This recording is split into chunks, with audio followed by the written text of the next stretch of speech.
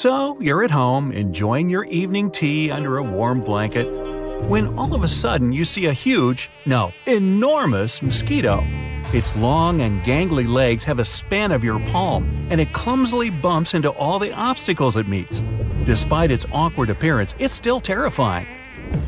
What if it carries malaria? What if it eats you alive in your sleep? Slowly, not to draw the monster's attention to yourself, you get out from your soft chair and run for it into the bathroom, lock yourself in there, and open the browser on your phone. After a few seconds, you draw a ragged breath of relief. Turns out it's just a crane fly, not a mosquito at all. It might look like a ferocious beast, but it's actually peaceful and even defenseless. Many crane flies don't even have mouths, so they don't eat at all, and those that have a mouthpiece will only munch on sweet flower nectar. Crane flies are really clumsy in the air. Their rather short wings are no match for their huge bodies and long legs, so they're slow and it's easy to catch them. Birds and frogs, as well as bats and cats, love them as a treat. The only way they can avoid being eaten is by losing a limb. Their legs easily break off even when nothing touches them. And if you're still unconvinced not to scram and set your house on fire when you see one, consider this. Crane flies can tell you if the water pool you're about to swim in is of good quality. If you see these bugs on or above the water, you're good to go. Even more, fishers often make their bait look like the crane fly larva.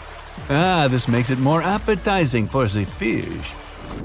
But while Googling, you get engrossed with reading up on some other weird and crazy bugs. For example, here's the human-face stink bug. Nah, they don't really stink, at least for humans. They give off pheromones that attract other stink bugs, letting them know there's food nearby. The most peculiar feature of it is in the name.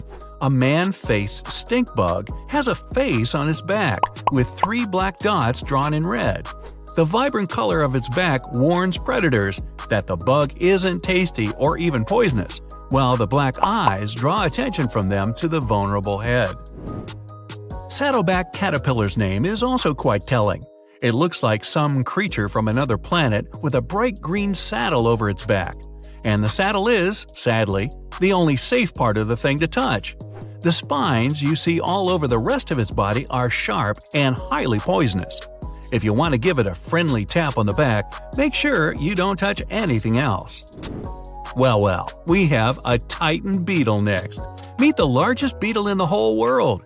It can grow as long as your entire palm, complete with fingers. Seeing one in the wild can be a shocking experience, especially if it flies right in your face. But don't fret. Thankfully, this giant is placid and won't bite you if you don't mean it harm. Still, if you make it angry, never let its mandibles touch you. The bug will hiss and bite, and what such snap can crack a pencil in half. What's interesting, an adult Titan beetle doesn't feed at all. It doesn't need food to survive. As a larva, it gets enough energy to keep it well-nourished even when grown up. Ooh, I'd love that ability. An even more menacing-looking bug is a giant weta. Living in New Zealand, these cricket-like creatures look like someone forgot to lock the portal to the infernal. A massive, beefy body with 6 thorny legs, long alien-looking antennae, and big mandibles that just might cut steel. Well, in fact, these giant insects are quite peaceful and won't bite unless provoked. And even if they do, it's not as bad as you might think. There are videos with wetas biting hands of people holding them and doing no harm at all. So don't let it scare you, even though such an insect might weigh more than a full-fledged sparrow. Atlas moths look like they have 3 heads, 2 of which are serpents. These pretty nocturnal flyers have strange shapes on the tips of their wings that look like snake heads. This seems to be their mode of defense from predators. And that's also why they're sometimes called cobra moths. In Southeast Asia and India, where they normally dwell, atlas moths are often found on butterfly farms producing silk. And that's some sight. The wingspan of one such moth can reach 10 inches. That's larger than your hand. Peacock spiders are perhaps the cutest arachnids in the world, second maybe only to their jumping cousins. They're so tiny you probably wouldn't even notice one scrambling through your kitchen. But if you get a chance to take a closer look, do it. Peacock spiders are beautiful. They have large, beady eyes, a shiny blue and red coat, and cute fuzz on their body and legs. And their mating dance is something else entirely. Too bad they only live in Australia. Another moth on the list, the hummingbird moth. Remember the Atlas one, how huge it was? Well, this one's as big as a hummingbird and holds much more resemblance to its namesake than that. The speed at which it flutters its wings, the long tongue to drink flower nectar, and even the sound it makes when flying, all of it makes you wonder if it's really a moth after all. Of course, the fuzzy critter is absolutely safe, and you should consider yourself lucky if you ever see one. Long-horned orb weaver spider is one of the most unusual arachnids in the world. It's just your regular spider in all respects, but for some reason, it boasts two long curved horns on its back. The back itself is bright orange to ward off predators. Red means danger. But scientists are still unsure why this spider needs those prongs, so there's a web of mystery for you. The soft rustling of leaves underneath, a pile of them slightly moving, and a big mighty horn shows up. It's the Hercules beetle, one of the largest beetles on the planet. Almost half of its size comes from that horn on its head.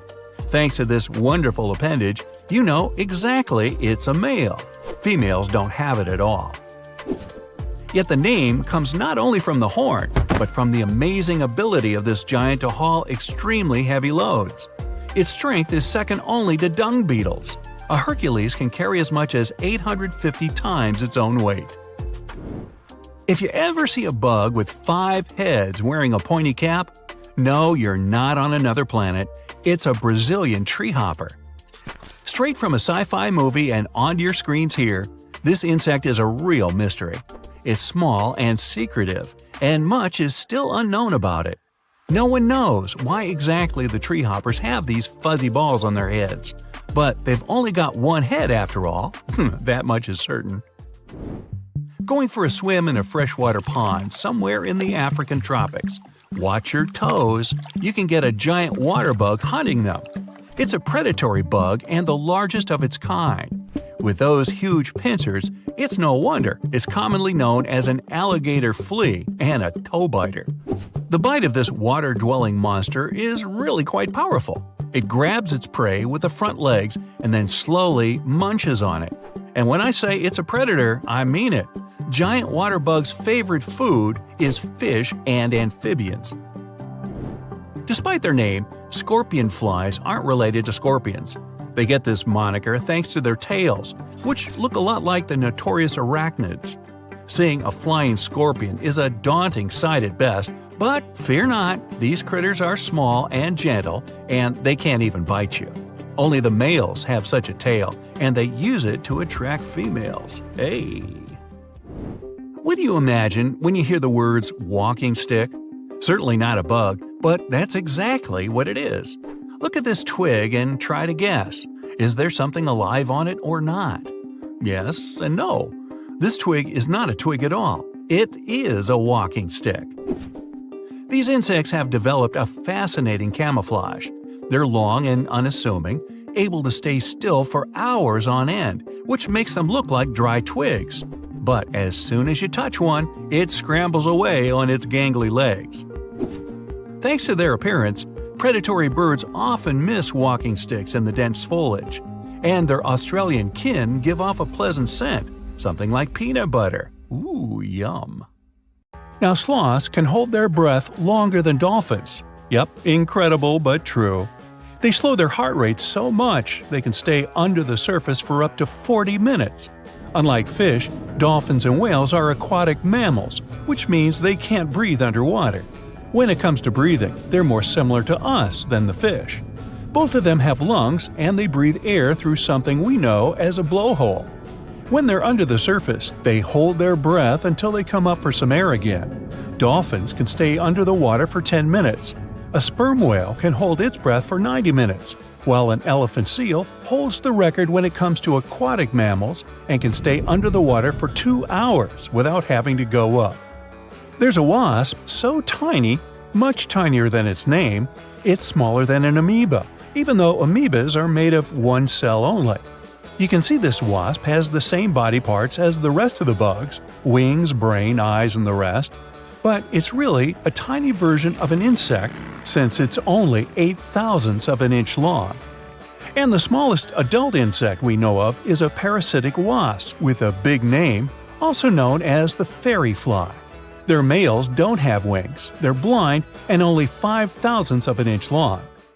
Now, it's no coincidence each animal species has different colors and patterns. One of the reasons for that is to help them stand out when looking for their potential mating partners, or to send a warning to predators they're poisonous and hope they get the message right. Then there are ambush predators, such as tigers.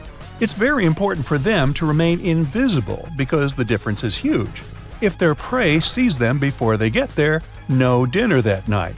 But why exactly are tigers orange? For us, orange is a color used for things that need to be ultra-visible.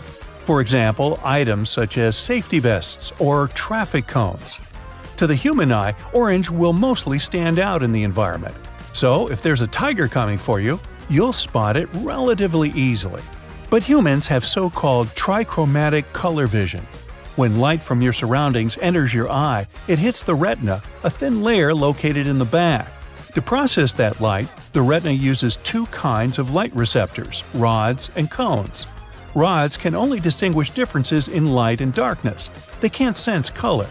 Our eyes will mostly rely on rods in dim light. Cones are in charge of color perception. Humans mostly have three types: cones for green, blue, and red. That's exactly why we call our vision trichromatic. Most humans see three primary colors, together with their colorful combinations.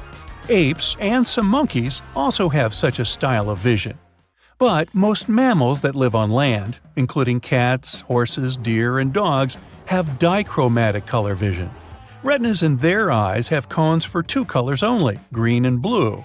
When humans get information from their green and blue cones only, they're considered colorblind since they can't, for example, tell the difference between green and red shades. This is similar with mammals that live on land. Deer are surely tigers' prey way more than humans, and deer don't see tigers as orange, but green. Green tigers would surely be more difficult to spot, which would mean more dinner for tigers. But evolution still decided to go with orange because it's simply easier to produce such a color. The only green mammal is a sloth, but its fur is not naturally green. It's because of the algae that grows in it, and they can hold their breath for 40 minutes. The water around the poles can get very cold during certain periods of the year. There's plenty of fish that live there, but when that happens, they need to swim away to survive. But there's a special group of fish native to the Southern Ocean near Antarctica. The temperatures there are from 28 to 39 degrees Fahrenheit. Technically, that's below freezing, but all those dissolved salts in the seawater don't allow it to freeze over. And these fish can survive because they have a special feature called glycoprotein.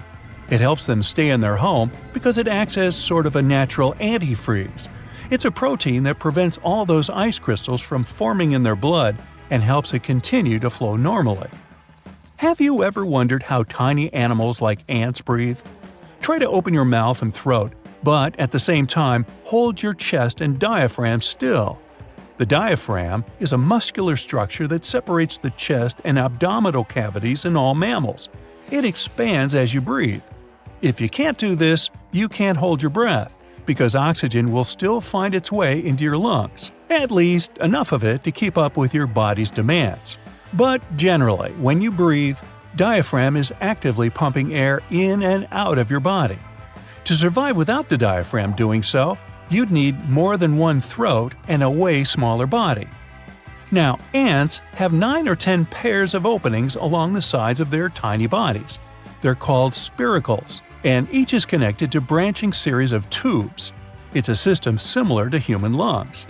Their blood doesn't carry oxygen from those tubes to the rest of the body. Instead, the tubes spread this oxygen. The endings of these branches directly touch the membranes of their cells. This can only work in really small animals. When the body is bigger than 0.8 of an inch, these tubes are too long, so they can't diffuse air fast enough. There are a couple of reasons why giraffes have long necks, which, by the way, can grow up to be 6.5 feet long. From first glance, it seems evolution gave them those to reach the sweetest topmost leaves of the trees. It's exclusive access other animals can only dream of, so giraffes don't have to compete for the best bites. But over time, researchers realized it's not the only reason. They also think the neck could be a good factor when male giraffes go into combat, the same as male antelopes will use their prongs or when a stag uses its antlers. The thicker the neck, the bigger the chances to win the combat. Some insects play possum when there's a predator nearby. For instance, in one research, scientists have observed an antlion larva insect. It played possum for 61 minutes. How does this even help? Well, let's say you're in a garden where you see a bunch of identical bushes with soft fruit. You go to the first bush and start collecting and eating fruits. Yummy! It's so simple! And you're doing it relatively fast. But as you strip that bush, it's getting harder for you to find more fruits. Plus, it's kind of irritating because it takes way more time now than at the beginning. So now you need to decide whether to stay there and try to find more, or simply switch to another bush to have it all easy and fast once again. Assuming you are the predator, and predators are greedy, you'll just look for ways to eat as much fruit as possible in the shortest period of time. This means you'll go on and start collecting fruits from another bush, and the next one, and so on. Researchers use the same logic when it comes to bird and antlion larvae. It appears that insects waste the predator's time when playing possum, which has a significant impact on how things go later. That way, they encourage the predator to look for food elsewhere, because the predator doesn't have that much time to waste. So, pretending to be not alive is actually a good way to stay alive. Depending on the species, young birds spend from 10 to 30 days in their eggs. There's no air inside, but Mother Nature created a perfect mechanism for them to still be able to breathe. As a young chick is developing inside the egg, it grows some kind of hollow sac-like structure from the gut. It's like a tiny pouch that fuses with a second membrane that goes around the chick and its yolk. So one end is attached to the chick while the other is close to the inner surface of the eggshell. That way, this special membrane acts like lung tissue and connects the outside world with the chick's circulatory system. Most animals have 2 eyes, but some species need more. For example, some reptiles, amphibians, and fish have a 3rd eye on top of the head. It's not something that improves their vision that much, but it simply helps them navigate via the sunlight and regulate their body temperature. Many invertebrates have more than 2 eyes. Most spiders have 8 of them, because that way they can spot their prey easier. A human year is not the same as a dog year. You might have thought that dogs age 7 times faster than we do, but it's not that simple. A dog that's been around for 1 year is, in fact, already 31. It will most likely even have its own little puppies running around. But here's where it gets tricky. 2 human years don't necessarily mean that your dog is 62 either. Your buddy will need to be around 4 in our years before it reaches old age. A 4-year-old dog will be 50, but a 7-year-old dog will be 62, and an 8-year-old dog will only be 64. So, they age faster, but also slower and slower as time passes by. The next time you're celebrating your best bud's birthday, be sure to put lots of candles on the cake and buy even more presents than you normally would. A common misconception is that dogs are colorblind. They're not, but they don't see color exactly as we do. They have trouble distinguishing between their reds and greens. It all just looks like a mash of gray, brown, blue, and even yellowy tones. That's because their eyes lack one of 3 photoreceptors needed to perceive colors fully. You can't teach an old dog new tricks. Wrong. Because of their old age, they might need more persistence from you, but it's not impossible. The key here is to be as positive as you can. If you see they're not feeling up to it right now, that's okay. Let them rest. And in a little bit, you can pick the training session back up. reward still needs to be a big part of the whole ordeal. After Max successfully speaks, give it its favorite biscuit. Then, it'll speak on command whenever you ask it to. That dog has shoes on. They might seem unnecessary, but today the weather's 90 degrees outside. Imagine walking with your bare feet on asphalt during this heat. You'd feel like you're stepping on lava, and so would your pup. Some dogs are better equipped to handle different weather conditions, but dog shoes can prevent your little buddy from harming its paws. It's the same during winter. When it's freezing cold, you wouldn't just walk around without a jacket on, so make sure your buddy is warm too. Dogs with a lot of fur don't need to get their hair cut to feel lighter. They have what's called an undercoat. In winter, it gets thicker, which gives your buddy an extra layer of protection from the cold. Then, during springtime, your dog will shed some of its fur. It's that same undercoat that will keep your dog comfy during hotter days. When you shave a dog's fur, the new one coming in might get curly or entangled. It might just be better to leave it as is.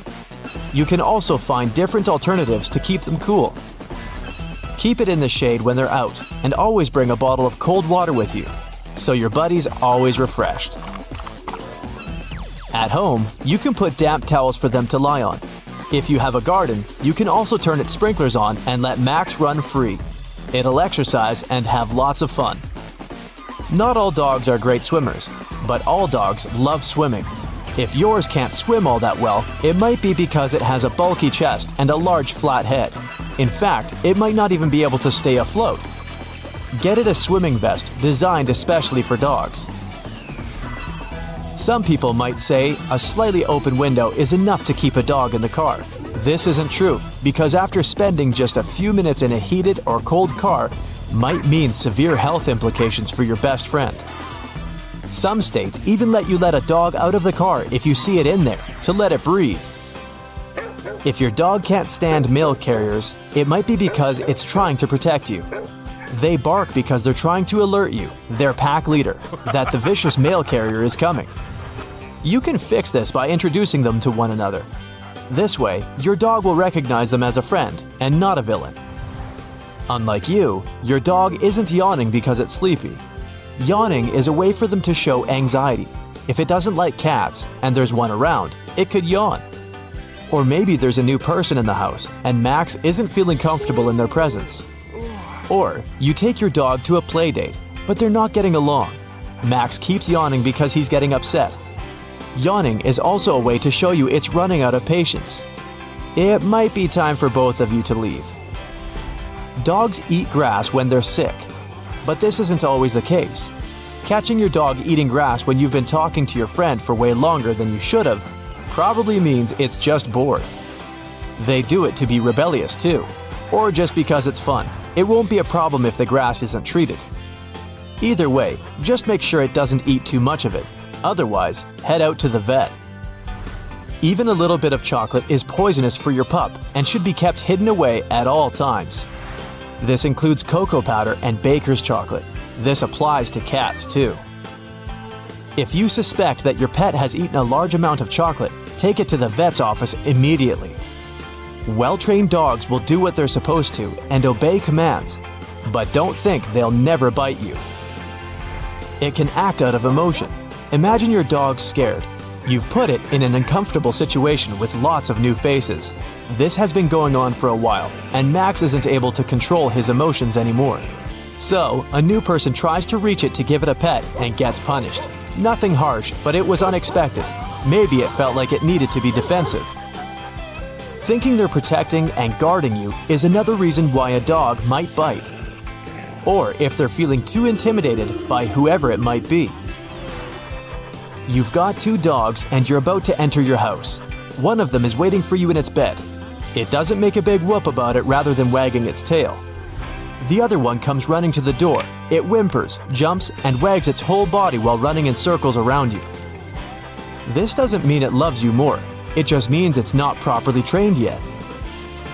Tail wagging doesn't always mean your dog is excited. You can observe a dog's tail to understand what it's feeling. If it holds its tail high but isn't moving it, it's alert but also trying to assert its leadership. Still held high, the tail is moving now. it means the feeling's changed a bit. It's alert but happy. It's still trying to show it's the boss here, but at least it's feeling excited now.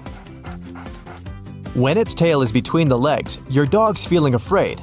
Or, if there's an alpha dog around, it might mean your buddy admits its leadership. A tail that's held straight out means the dog is taking in new information, feeling the room. It's not reacting though, it'll stay neutral while doing this. If a dog's tail is wagging fast, it means excitement. The faster they wag their tail, the more excited they are. A slow wag conveys insecurity. It might be because of another dog or person. Now, imagine your dog is wagging its entire body. You even see its hips wagging. This means it's friendly. It might happen when you're in the elevator, and it spots its best friend from the apartment complex. The worst wag of them all is an extremely fast vertical wagging tail. When doing this, your dog can be mean to others. It might be feeling territorial over you. It's best to remove yourself from the situation. If your dog's tail is wagging to the right, it means it's more relaxed. And a left wagging tail means stress. Despite their cold-blooded nature, crocodiles and alligators are some of the most caring and gentle parents in the animal world. Come on, really? Yeah. Females of these frightening animals lay from 10 to 60 eggs at a time, and then bury their eggs in riverside nests. They build the nests out of plants they break off with their teeth and push together using back legs. Then croc moms patiently wait up to 3 months, protecting their future babies from any danger. Although crocodiles themselves are very strong and frightening animals, they don't hesitate to hire special babysitters to protect their nests, the water thick-knees. It might seem like a risky deal, but these birds have formed a win-win alliance with crocs. They place their eggs nearby, and together, they scare away big reptiles like Nile monitors and other predators. Crocodiles have an excellent sense of hearing. Bird cries alert the mother about all uninvited guests, and the mama croc goes out of the water to protect her babies and bird nests along the way. When baby crocodiles are born, they're of a size of a large banana, and it takes years for them to reach maturity, from 4 to 15 years, depending on the species. In some cases, a female crocodile helps her babies to hatch by putting the eggs in her mouth and rolling them. Then she what? Spits out a kid? Apparently so. Baby crocs tend to stay together close to their mommy during the first 1 to 3 years of life. The mother assists her children in digging out of the nest and carries them to the water in her mouth. A female crocodile can place up to 15 babies in her mouth at once, and instincts prevent her from closing her jaws. So newly hatched babies feel safe in the crocodile's mouth as if it were a cradle, with teeth. Although the croc teaches her babies to hunt and provides protection from predators, only about 1% of the hatchlings survive to adulthood due to predators and weather conditions. Sad news for any parent, but crocs are cold-blooded reptiles after all.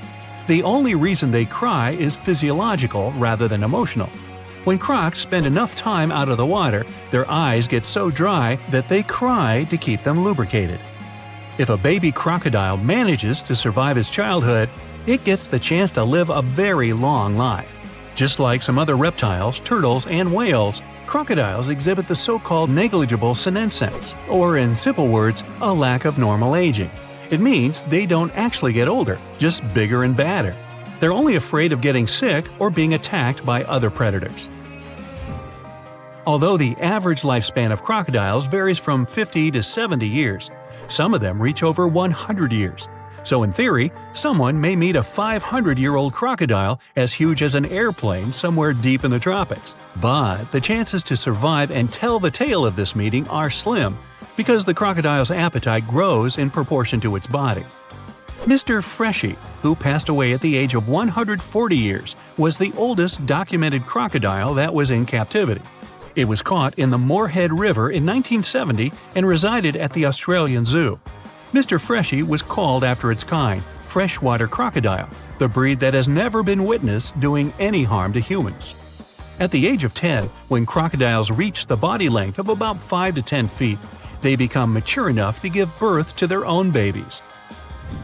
The mating dance involves several steps. Males produce a special low-frequency sound which humans can't perceive.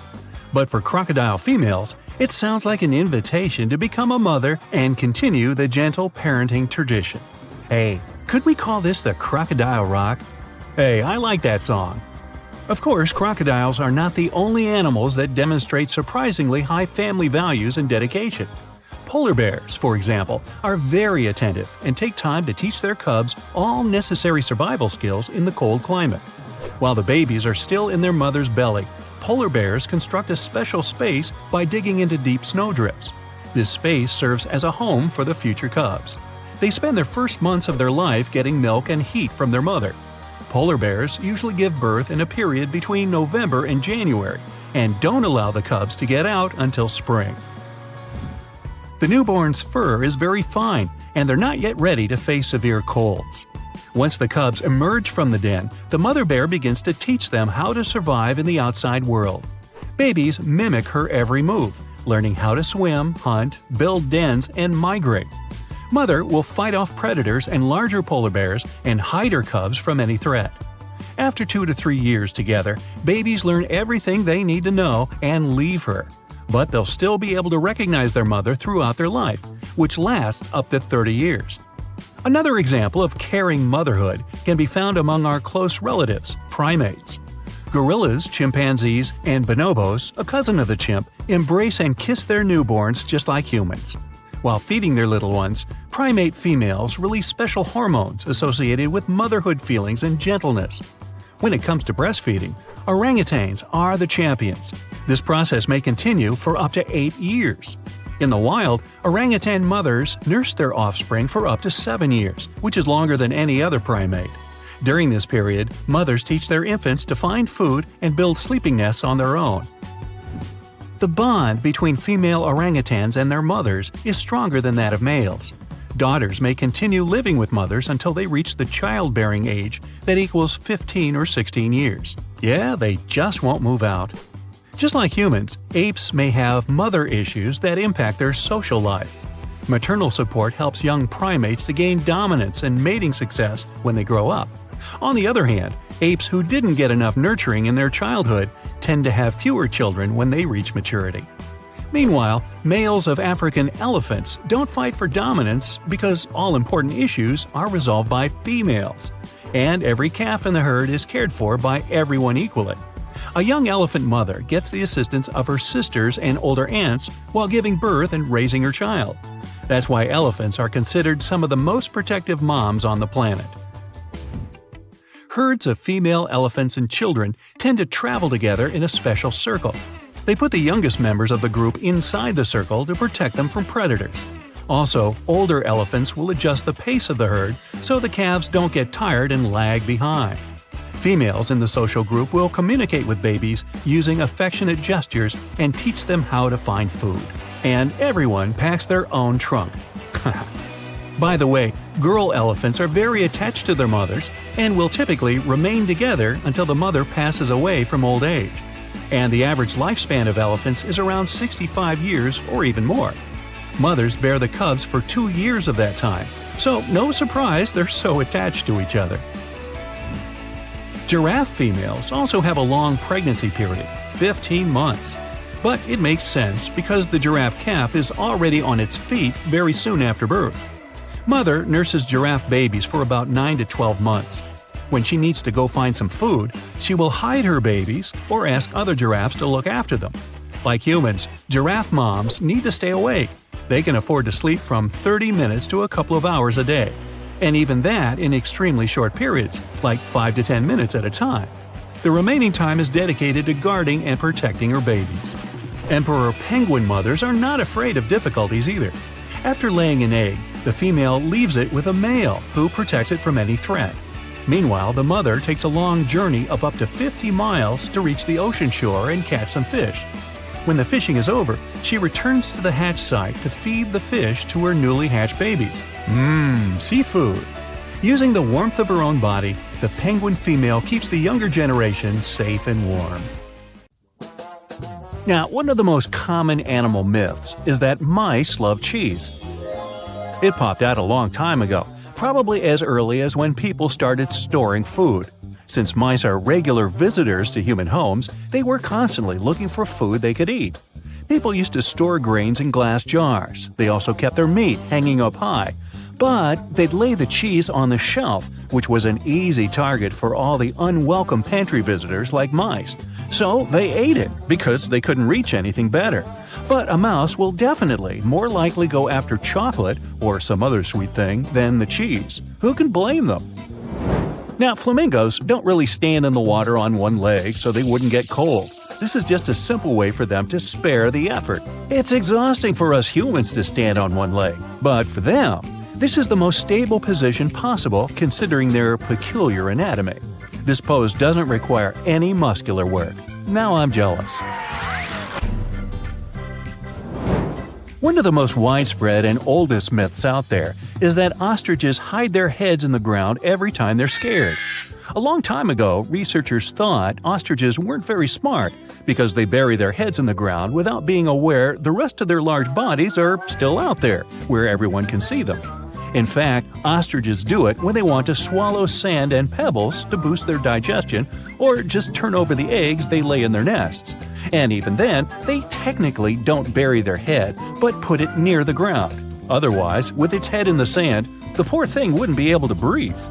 No reason to think of an ostrich as a frightened bird. Like some other animals, it will flee if it senses there's a danger coming.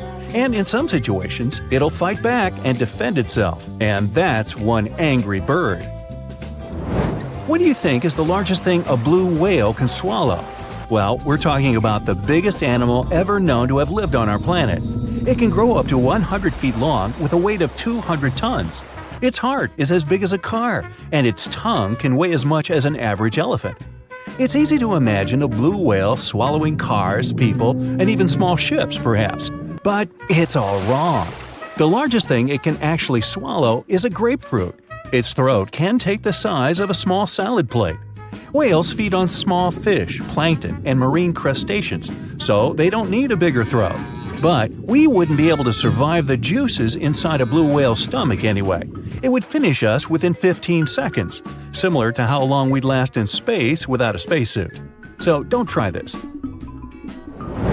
Camels don't store water in their humps. We're talking about animals with extraordinary resistance to some pretty extreme conditions.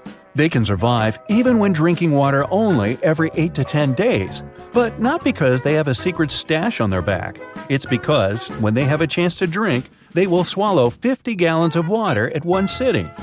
They mostly use it to replenish 30% of their total body weight, an amount they can lose by dehydration. So, they lose a lot of water but quickly regain it. Their humps are where they deposit fat, but it's not for producing water. The oxygen camels would need to inhale would cause them to lose too much water because it would evaporate through their lungs. That's why they use fat as a nutritional source for energy. This helps them survive in arid regions and times of scarcity. Now, it's a myth that anteaters vacuum ants using their noses. They don't go around looking for ants and hoovering them through their long snouts. Anteaters have very long tongues. Giant anteaters have tongues that go up to 2 feet long. It's the shape of a strand of spaghetti and covered in spiny hooks and sticky saliva that traps ants, up to 160 times in a minute, which means they eat up to 20,000 insects in a single day. That's a lot of bugs. They open anthills using their claws and then do the rest of the work with the tongue. They don't have teeth, so they only swallow all the insects they catch. Movies might have given you a false sense of security when it comes to dinos. Nope, standing very, very still couldn't save you from a raging T-Rex coming after you. It's a myth. The Dino King had bad vision. These beasts may have seen better than modern-day raptors. They had excellent depth perception, something present in today's animals such as eagles and hawks. Even if, by some miracle, the Dino King can't see you or thinks you're just a small tree or some other object because you're standing so still, they had a pretty good sense of smell. So, the better option would be to run because the T-Rex is not as fast as scientists used to think, up to 33 miles per hour. Considering their anatomy, they could move at a speed of 12 miles per hour. Anything faster than that would have caused serious bone damage. But this didn't stop them from ruling the animal world because there were plenty of dinosaurs way slower than them, so they didn't have to worry about food. Another misconception states that owls can spin their heads, neither more nor less than 360 degrees. Their head spinning does have its limit, 270 degrees in one direction. Since they can turn 270 degrees to the left and right, owls have a 540-degree range of motion. Don't worry, if you touch a butterfly's wings, the animal won't lose its ability to fly. It will survive, despite the common myth that says the opposite. Butterfly wings have scales. When you touch them, some scales might shed off, but it's not a bad thing, because they shed off naturally too. Because of sheddable scales, they can escape more easily if they get stuck and trapped in spider webs. Now, the next myth has inspired many movies, books, and TV series scenarios, but no, wolves don't howl at the moon. They typically howl at night, true, but because that's the period of time when they're most active. They'll also look up while howling since this helps the sound travel. That way, other wolves will hear them from around 6 to 7 miles away. And that's why they howl in the first place, to communicate with each other. They make specific sounds for a certain situation. For example, to help a wolf that lost its pack find its way home. The moon just happened to accidentally be there while wolves were communicating. Okay, giraffes only need 30 minutes of sleep a day. That's another myth. They sleep about 4.5 hours daily. It's not that unusual for animal species that are most active during daylight. Studies also showed giraffes usually lay down to sleep for less than 11 minutes at a time. Many people believe moles are blind. These small burrowing mammals actually can see. It's just their vision is really poor and only adapted to recognize light. They're also colorblind. When they're searching for food and navigating the dark underground, these creatures mostly rely on their touch and sense of smell. Now, their sense of touch is sharp, which is why moles can feel nearby vibrations of activity. This helps them avoid danger or find their next meal more easily, like millipedes, worms, centipedes, and other invertebrates. Yum! They're really fast at digging and can dig a couple of inches per minute. In the winter, animals hibernate, not because it's too cold for them to be outside, but because there isn't enough food during that period. When an animal is in hibernation, its heart rate, body temperature, breathing, and other metabolic activities slow down significantly. That's how they conserve energy. Chipmunks, bats, turtles, snakes, they all hibernate during the winter, which saves them energy for other seasons when they get more active and are capable of getting more food. I'd say bears too, but they're not the true hibernators. If you try waking one up during the winter when you believe the animal is sleeping, you might end up having a bad time. Now, they do slow down, which means they sleep for extended periods of time.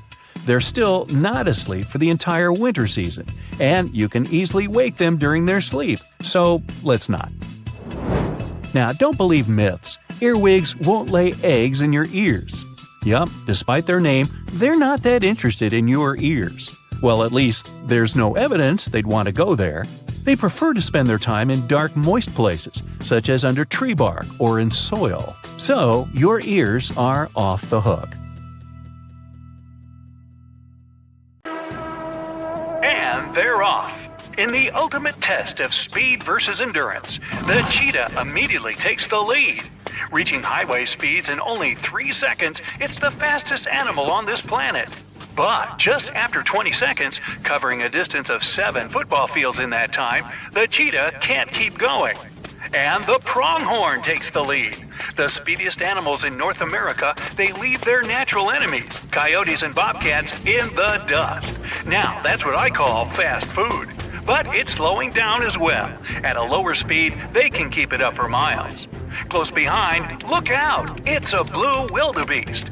Max speed aside, these animals travel over vast distances, trekking more than 1,000 miles during their yearly migrations.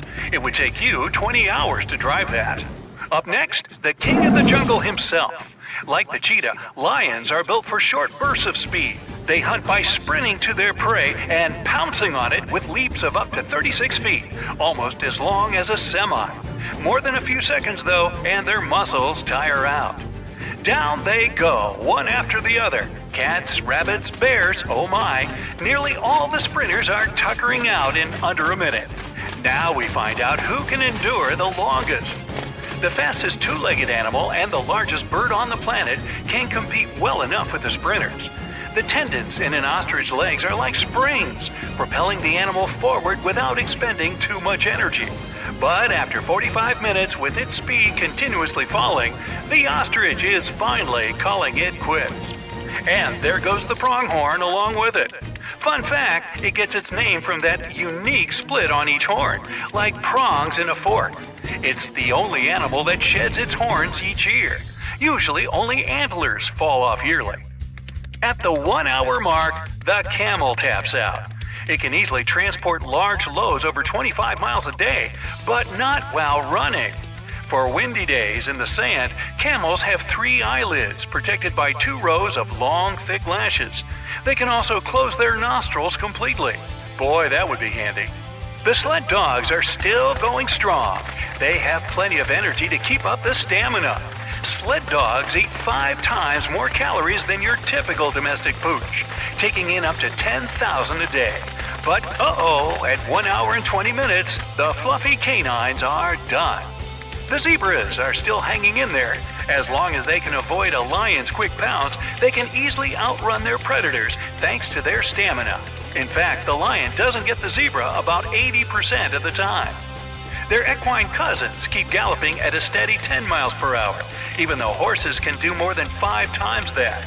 A racehorse is built and bred to endure, as its spleen pumps out more red blood cells to keep those muscles oxygenated. But at the 2.5 hour mark, the horse is out of the race. And with that, the human takes the lead. Blown in the dust at the start of the race, the fastest our species has ever done is 27.8 miles per hour.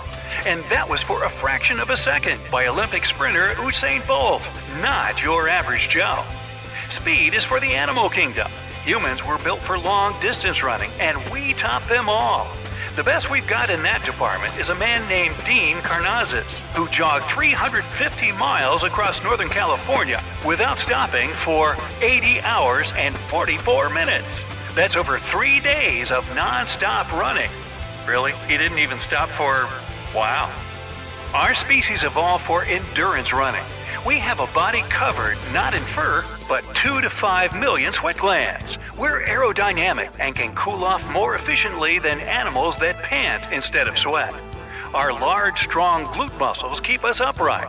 This minimizes our center of gravity and the surface area being hit by the sun. We save energy, maintain balance, and don't get too overheated, unlike the prey our early ancestors would hunt for. It took persistence, not speed.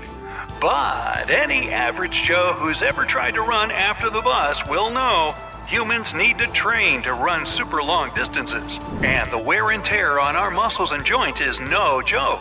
Regular marathon runners need weeks, even months, of prep before and rest after a competition.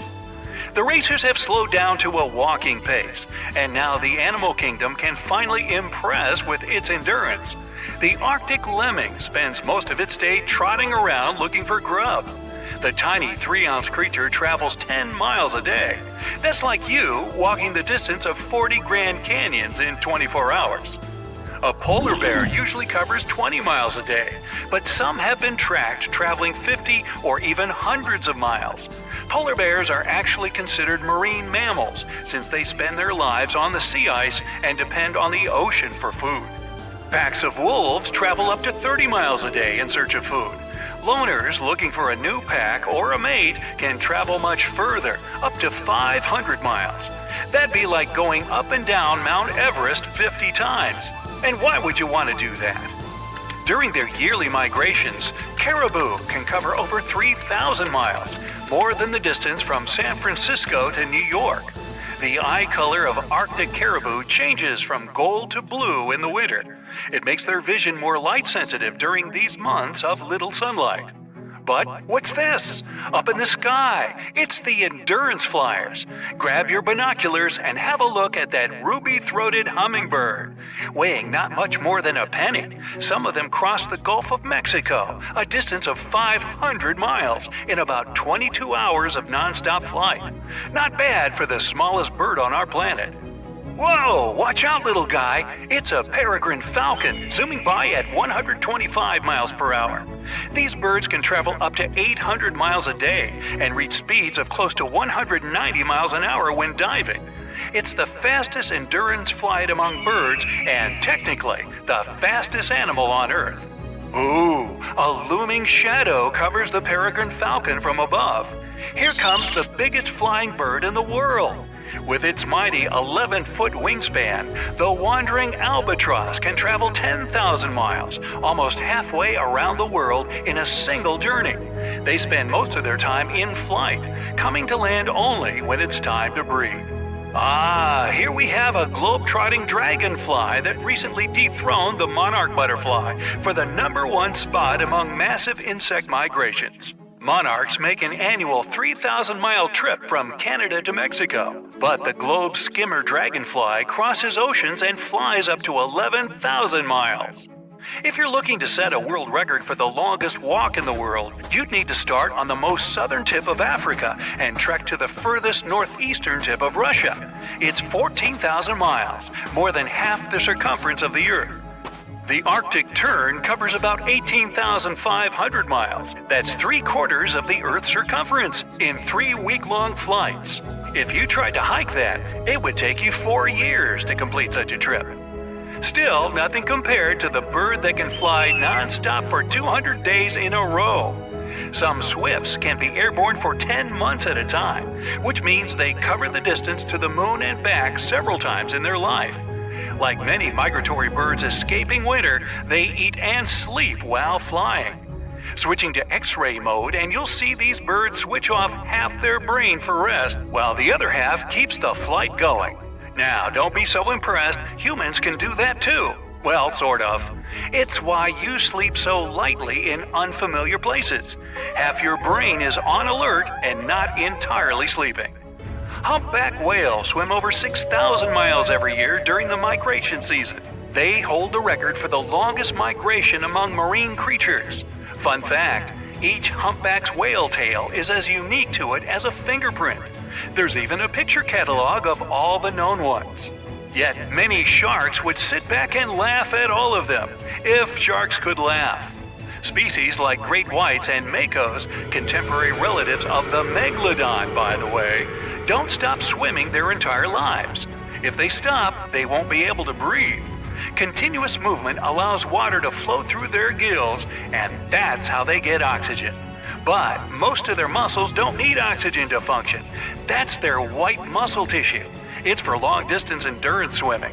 Red muscle tissue, which needs oxygen from the blood, is only used during short bursts of speed. All right, you're scuba diving in the ocean, watching corals and colorful fish flitting by, when suddenly an enormous shadow appears above you. You look up and see a massive creature approaching you, its mouth a gaping abyss. Relax, just stay still and you'll be fine. This leviathan is a basking shark, one of the scary sea monsters that isn't really capable of doing harm to anyone.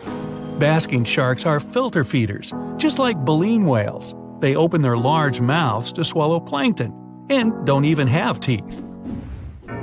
It's late night in the Central American jungle. You're out in the wild to watch birds, and you hear flapping of wings. Excited, you look intently into your night vision goggles, only to see a face out of your worst nightmares. Don't scream, you'll scare it away. It's a perfectly harmless, wrinkle-faced bat, and it isn't interested in you. These are fruit bats, and wrinkles on their faces allow them to collect fruit pieces and juice for later snacks.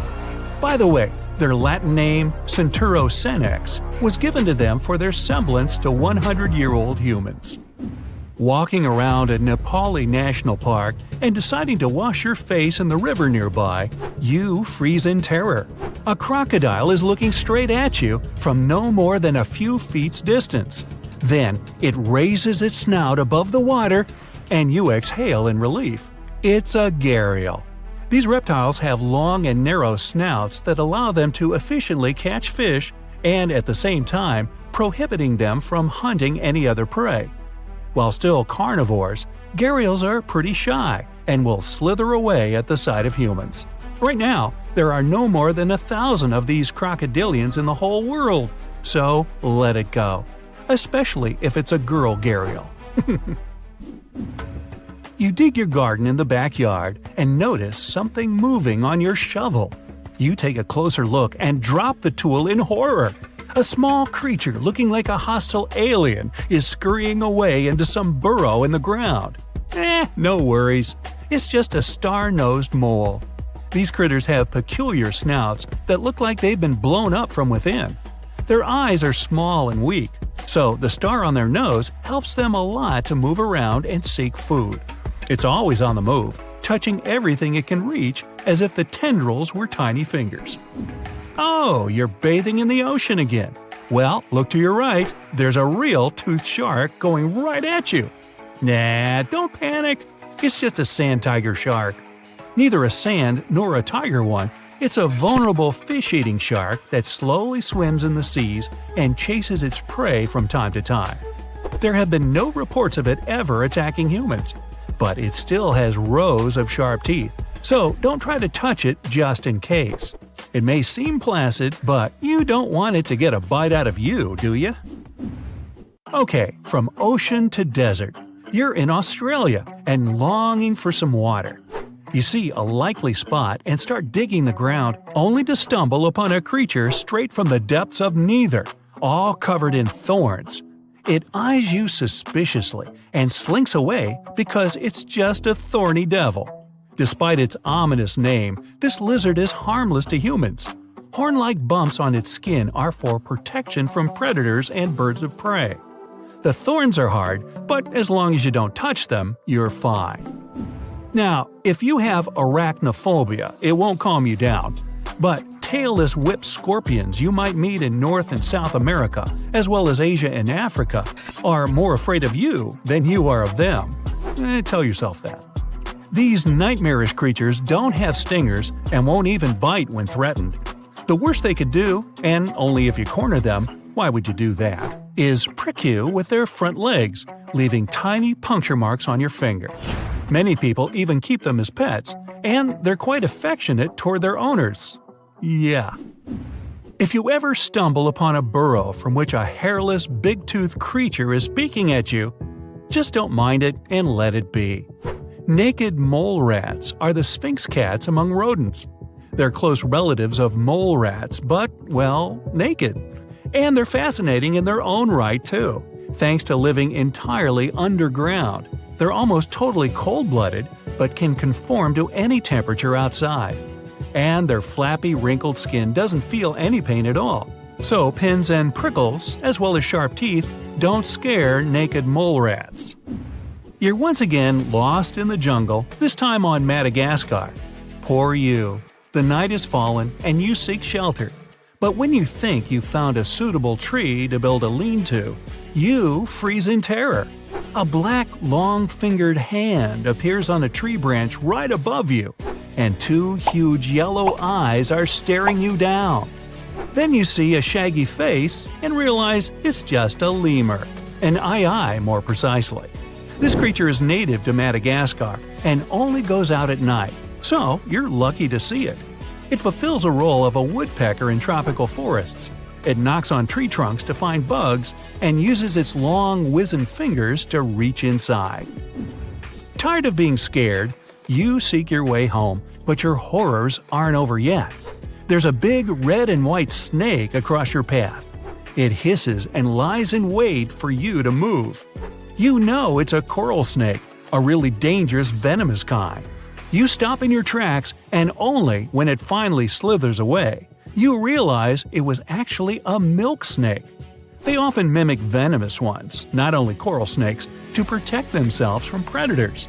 Still, if you're not a snake expert, it's always best to stay away. Okay, this creature will infest your darkest dreams.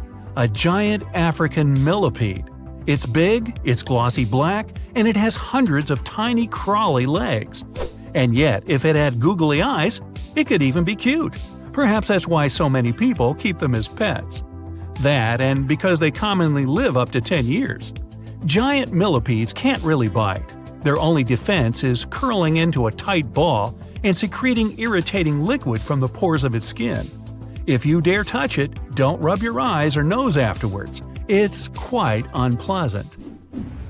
Goliath bird eater is another popular pet creepy crawler. It isn't dangerous for humans, despite it looking like your worst nightmare. This is one of the largest spiders in the world, and as its name implies, it sometimes hunts small birds for food. But they aren't part of its regular diet. The spider prefers worms and amphibians. Make sure you don't frighten it though. It can still bite or release hairs in self-defense. The bite is similar to a wasp sting, and hairs can cause severe irritation on your skin. But mostly, this gentle giant is just shy and will crawl away at the sight of you. Oh dear, there's another snake approaching you, and fast! You're about to turn and run when you see a hulking 8-legged form cutting into the snake's path and leaping on it. It's another arachnid, and it looks even more terrifying than the snake. It's a camel spider. Not really a spider, nor a scorpion. These creatures belong to a separate family. They became the stuff of many urban legends, but in fact, they don't even have any venom. Sure, they can bite, and their jaws are pretty powerful, but camel spiders can't do much more to a human than just bite. They hide in the sand and burrow to leap on unsuspecting lizards, invertebrates, and yes, even snakes. And now, picture a pill bug. Not exactly a beauty, but since it's small, it's okay. But what if it were 10 times as large? No, definitely not okay. Still, such a creature exists, and it's a giant isopod. Thankfully, it lurks in deep, dark, and cold waters, so it won't ever come up in your backyard. Giant isopods grow to such enormous size because of something called deep-sea gigantism. Deep-dwelling creatures have to endure great pressure of water, extreme cold temperatures, and scarce food, so their metabolism slows down. Isopods don't move much, and more often than not just lie in wait until some poor small bug or crustacean crawls within their reach and they can munch on it. And though it looks like a many-legged chaos from below, a giant isopod can hurt you even if it wanted to. Just pet it already. Fail. What a waste of an hour running around with a rolled-up newspaper trying to get that fly that keeps buzzing around your head. Well, 3 things. Why isn't it afraid of you? And why won't it just fly away? And how is it so incredibly fast? Flies actually have a pretty normal speed for their size. You're just a bit too slow. A tiny fly brain reacts several times faster than yours to what it sees. 1 second to the fly feels like 5 or 6 to you. When a fly looks at you, it sees you as if you're hanging out at the bottom of your local pool, moving around really slowly. What if you dropped a balloon from your bedroom window and watched it fall to the ground? That's how slow a fly sees regular things fall. So it has ninja reaction speeds, but it also has special eyes. They're divided into thousands of receptors that capture light all at the same time. You use small muscles to turn your eyes and head around to look in different directions. Flies don't have these muscles. They don't need them. They can see in every direction at the same time almost. No matter what side you attack from, that fly's almost definitely gonna see it coming. You've probably seen supersonic planes in the movies, turning and flipping around at warp speed. A fly's kinda like that, but with way cooler wings. It can change directions mid-flight, stop, and dodge any obstacles. It can even calculate a flight strategy before it takes off. Well, this time you're really gonna swat that fly. As you raise your rolled-up paper, the insect's brain calculates where it's gonna land. The fly immediately puts its body in the perfect position, ready to perform an evasive maneuver. If your hand moves in front of the insect, its legs immediately tilt backwards to help it fly off in the other direction. Wow, that fly would make a great boxer or soccer goalie. So why does that fly even bother sticking around? You're always trying to squish it. Well, because your body is a 5-star feast and your skin is the buffet table with row upon row of tasty treats. As you move about your day, your skin releases sweat, proteins, carbs, salt, sugar, and all other chemicals that flies are crazy about. Imagine you're hungry and thirsty, walking through a desert. You come over a tall sand dune and see it. Free food! Tables of fruit, candy, sandwiches, and the world's biggest soda fountain. The bouncer looks big, tough, round. It's a giant slow turtle. Now you know why the fly sticks around. You're the turtle. You actually do have a chance to get that fly, but it's still going to get away 8 times out of 10. Say a fly sitting on your kitchen table. Here's what you do. You need to aim a few inches in front of where you think it's going to fly to. The fly brain will think you're aiming right at it, so you can actually outwit the fly and take it by surprise. The problem? It's really hard to predict the fly's escape route. So you're too slow. How about calling in some backup? Meet the tiger beetle. Speed 8 feet per second. It can't fly, but that doesn't matter. This beetle runs so fast, it loses the ability to see while it's moving. It aims itself at a target and then runs. It's not a ninja like the fly, and it can't change directions mid-sprint. It has to stop before each run. You walk at around 4.5 feet per second, so the beetle goes like twice your speed. But for its size, it's incredibly fast. It runs 125 lengths of its body in 1 second. Now, say you're 6 feet tall. You have to run 750 feet in 1 second. As long as it's on the same surface as that pesky fly, the fly doesn't stand a chance. Or maybe it's time to call in air support. The dragonfly is the fastest flying insect in the world. This little creature can reach 35 miles per hour. That's faster than you riding your bike down a steep hill. The dragonfly's wings also allow it to fly back, right, left, up and down, just like a helicopter. Doesn't matter how fast the fly moves, it's pretty much game over. Flies, dragonflies, and tiger beetles are fast because they don't want to spend a lot of extra time out in the open. There are a lot of hungry creatures around. But there's one insect that runs fast because if it stopped, ouch! To meet a speedy silver ant, you need to go to the Sahara Desert. The sand here is so hot you could fry an egg on it. Sandy. That's why the silver ant speeds at around 2.5 feet per second. It doesn't want to burn its feet. It also has triangle-shaped hair that reflects heat, helping the ant escape the scorching sun. If that ant were human-sized, it could run at 400 miles per hour, faster than the fastest car in the world. There's another ant that holds a speed record. The Dracula ant can't run as fast as the silver ant, but it has the fastest mouth in the world, other than me. It can open and close its jaws 5,000 times, all in the blink of an eye. Literally. How about another fast one, this time a bit closer to home, or in it? The American cockroach can hide in the walls, behind the stove, pretty much anywhere. It's almost impossible to catch. It can run 5 feet per second. That's because of its 6 legs. Each one has 3 knees. Its legs are covered with small hairs that sense any change in the air. That's why it reacts so fast when you walk into the kitchen and turn the light on. And the world record for fastest creature on land is the size of a sesame seed. It's a type of mite, and it can move at 322 body lengths per second. If you zap the mite to turn it to human size, it could go almost 2 times faster than the speed of sound. The mite can even change direction while moving. That makes it the fastest, most elusive creature on the planet. But let's find some animals that actually make us feel good about ourselves. The garden snail. It belongs to the mollusk family, and it likes to take its sweet time. If you were moving at snail speed, you'd take 2 steps every 2 hours. But snails don't care. They have been around for hundreds of millions of years. Snails use their shell for protection, but they have other tricks too. Some snails give off a nasty smell so that no one bothers them. If it gets too hot and dry, snails hide in their shells and seal themselves in using that cool slime they make.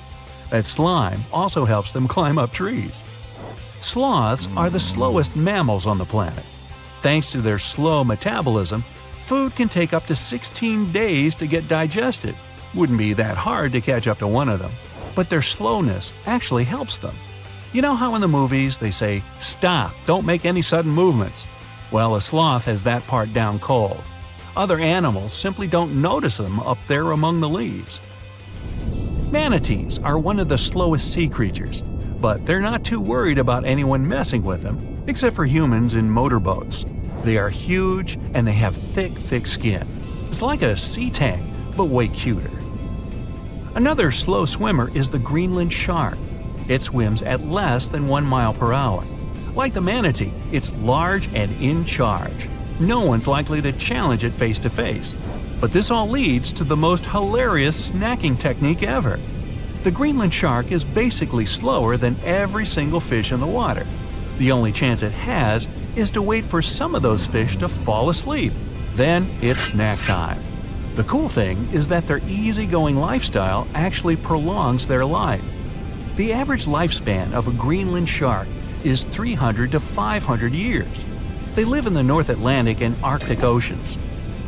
Imagine you're on a cruise and you see one of these slow-motion giants. It might be 400 years older than you. Wait, don't tell me that life on Earth has bubbled for about 3.5 billion years, and the biggest creature we got is the blue whale? I mean, not bad, but that doesn't sound nearly as fun as those cool giant creatures you get to see in movies. Yeah, you recognize the iconic roar here.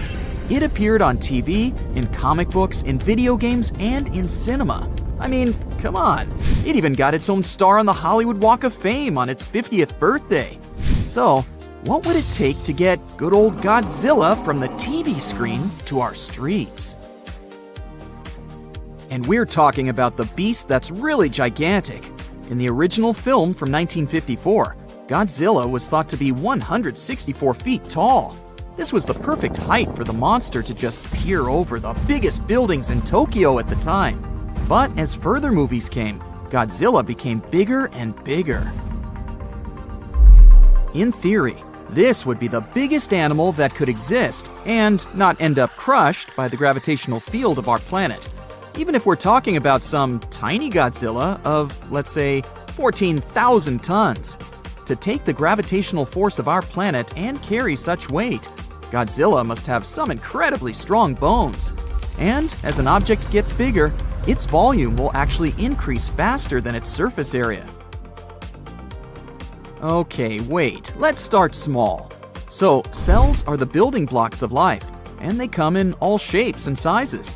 But the thing is, cells have a problem when they try to grow too big. As they grow, their surface area, the outside, doesn't keep up with their volume, which means the inside.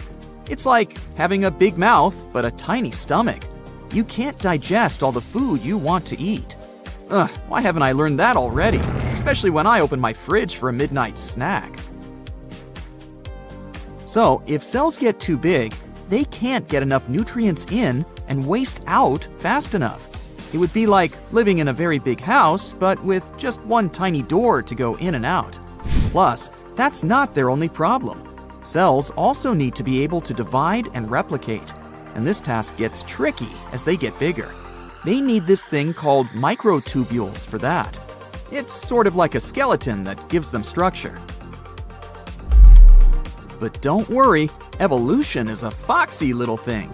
There are some cells out there, like a specific type of invasive algae, that have found ways to break the rules and get really big. And they don't even need to divide to do that. This algae could pass as an aquatic fern that has fronds up to 31 inches long. But what you're looking at is just one big cell. It has multiple nuclei, though, which are like the control centers of cells. Plus, There are even some bacteria that are living in a symbiotic relationship with the organism, which means they help each other out when necessary. It's like having a bunch of different rooms inside one big house, with some roommates living there that help around from time to time. Then there's a monster alga known as the sailor's eyeball, which is like a giant ball of green slime. It can grow up to 2 inches in diameter, but is also considered to be just a single cell. My personal favorite would be this one. Again, we're talking about a single cell, but check out its stem and cap. It looks like a tiny little umbrella. It can grow up to 4 inches tall, which is definitely not bad for a single cell. Most cells are too small to see with the naked eye, but these fellas don't hesitate to break the rules. Now, when it comes to animals getting really big, there's a limit to their size. It's like trying to build a really tall tower. Eventually, it'll become too heavy and the base won't be able to support the weight anymore. Similarly, when an animal gets really big, its bones and muscles have to evolve to support all that weight, and it becomes more and more difficult to do so. In one of the movies, Godzilla was 390 feet tall. At that size, it would be really difficult for its heart to pump blood to its brain. And if it was a reptile, Godzilla would need to spend all of its time lying in the sun to stay warm. So we'd have to hide in the shadows, hoping some bigger animals that live in warm areas could keep it full. If Godzilla was a mammal, though, it would generate too much body heat and end up cooking itself. The biggest land animals we know of were sauropods, a type of dinosaur with a really long neck and tail. They could grow up to 131 feet long and weigh up to 70 tons, which could be as heavy as 10 elephants. Evolution was pretty efficient when it had to come up with its body plan. Sauropods ate plants. They had a smart way of eating that allowed them to stay in one spot and still find enough food. They could move their long necks around to reach plants, so they didn't have to walk around too much or waste too much energy. Yeah, my kind of folks. That's impressive, but let's get realistic. Not many giant animals are happy to eat salad for dinner. If you had a giant beast such as Godzilla, you can expect it to go after its prey. And that becomes too hard for its body to support all that weight and perform all the necessary activities. The largest meat-eating dinosaurs were still pretty big, but not as big as the sauropods. The biggest one we know of is a fella called Spinosaurus, which was about 50 feet long. It managed to survive by eating fish and some other creatures that lived in the water. It would be so cool to have Godzilla in real life, if you have some safe basement where it won't find you, of course. But it's not likely some animal could really get bigger than our beloved sauropod. At least, not without running into some serious physical limitations. And have you ever wondered how big a plant could get? It turns out some trees have already reached amazing heights, such as the General Sherman, the largest living tree on the planet. It's more than 275 feet tall and has nearly 53,000 cubic feet of wood. It's gigantic, but still a little bit smaller than the Lindsay Creek French tree, the biggest tree ever recorded. It was a coast redwood 390 feet tall and had a volume of more than 90,000 cubic feet, which is as big as some skyscrapers. But it ain't easy for plants to get big either.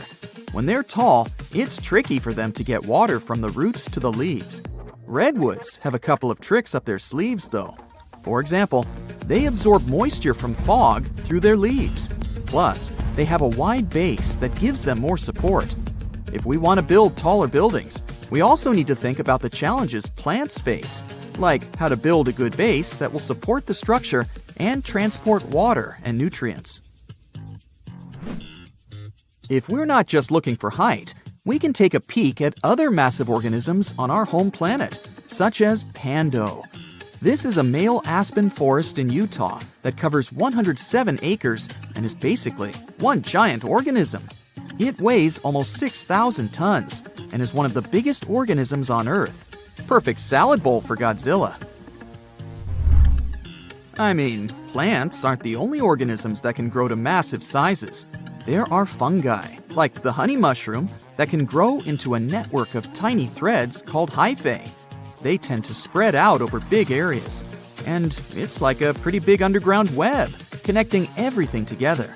One specimen in Michigan covers 90 acres and weighs about 400 tons. Now that's a lot of mushrooms. The sky suddenly turns orange. All you can see as you look up are millions of butterflies.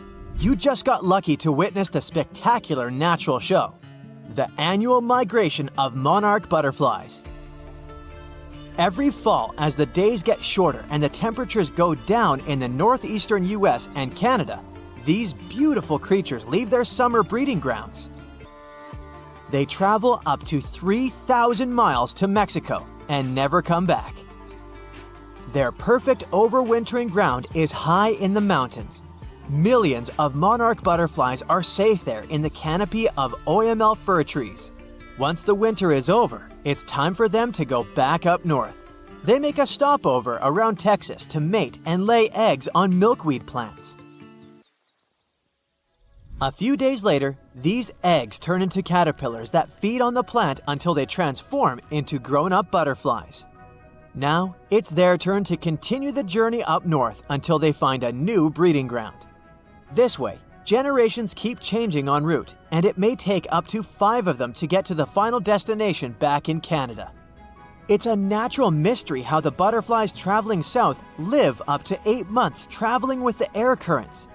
The same species going back completes its life cycle in 5 to 7 weeks. Scientists still don't know why the monarchs migrate and how they find their way. It could be connected with the blooming of milkweed plants, their primary food source. They probably find their way around based on the position of the sun.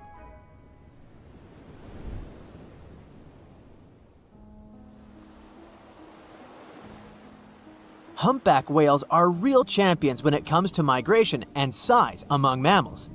They cover a distance of up to 5,000 miles following their lunch. In the summer, they move towards the poles to colder waters, where there's plenty of krill and small fish. In the winter, they go south towards the equator's tropical waters. They also travel to mate. They have specific locations where they gather to do it. During the winter breeding season, you can hear male humpback whales sing, most likely to attract females or mark their territory. They produce a long series of calls and can repeat the same song for several hours. When the song changes, all singers that are currently migrating pick up the new tune. It's amazing how they do it when the distance between groups can be over 3,000 miles. Sea turtles migrate for more sentimental reasons. For hundreds of millions of years, these cute family guys return to the exact place where they were born to lay their eggs. They can cover up to thousands of miles, mostly when the seasons change and the waters are of a comfortable temperature. It could take them years, since some of them travel across the Pacific Ocean between Indonesia and the west coast of the United States and Canada, which is a total of 10,000 miles. But how do they find the exact spot they need if their parents can't just send them a geotag? Scientists have found out that they navigate using the invisible lines of the Earth's magnetic field. It turns out that each part of the coastline has its unique magnetic characteristics. The turtles remember theirs and travel using their internal compass. The magnetic field changes slowly but surely, so they have to shift their nesting sites accordingly. Salmon are born in freshwater streams and move to the ocean as juveniles. Atlantic salmon are brown and spotted as they cover hundreds of miles in fresh water and turn silvery in the ocean, where they travel for up to 1,000 miles. Adult salmon stay in the ocean for 1 to 5 years, feeding mostly on zooplankton. Then it's time for them to go back to freshwater to spawn. On their way back to the breeding grounds, they have to ascend thousands of feet against the current in mountain streams. This challenging journey is called a salmon run. They set on this run because they know the stream they're headed to will be good for spawning. and they'll meet the right species to mate with. Young salmon remember the smell of their home stream and probably even take note of various points along the way to the ocean to find it again. Just like sea turtles, they use the Earth's magnetic field as a compass for their travels. Pacific salmon and most male Atlantic salmon only live for a few weeks after spawning, and some female Atlantic salmon survive and migrate back to the ocean. Caribou, better known as reindeer, are the champs when it comes to migration distance among land mammals. Every spring, they cover a distance of around 400 miles in Alaska, from their winter to their summer feeding grounds. Individuals cover up to 3,000 miles, but herd migration is way more spectacular.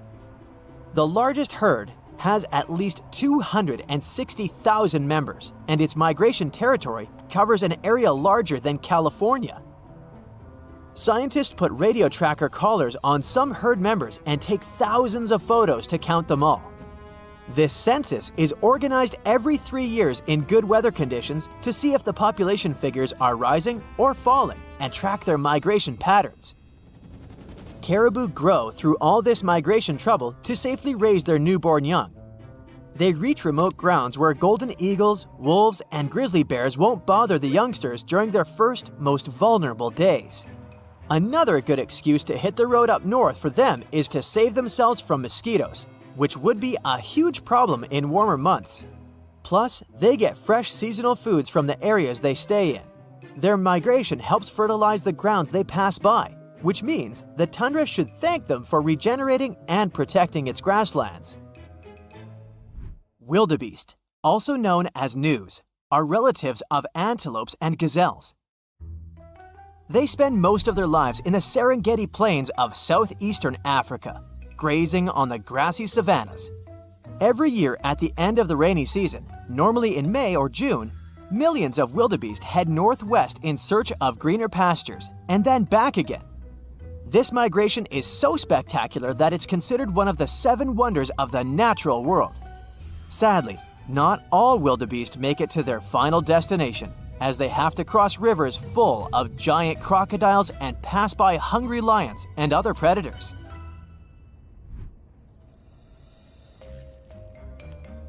If you look at dragonflies' migration routes, you can call them real globetrotters.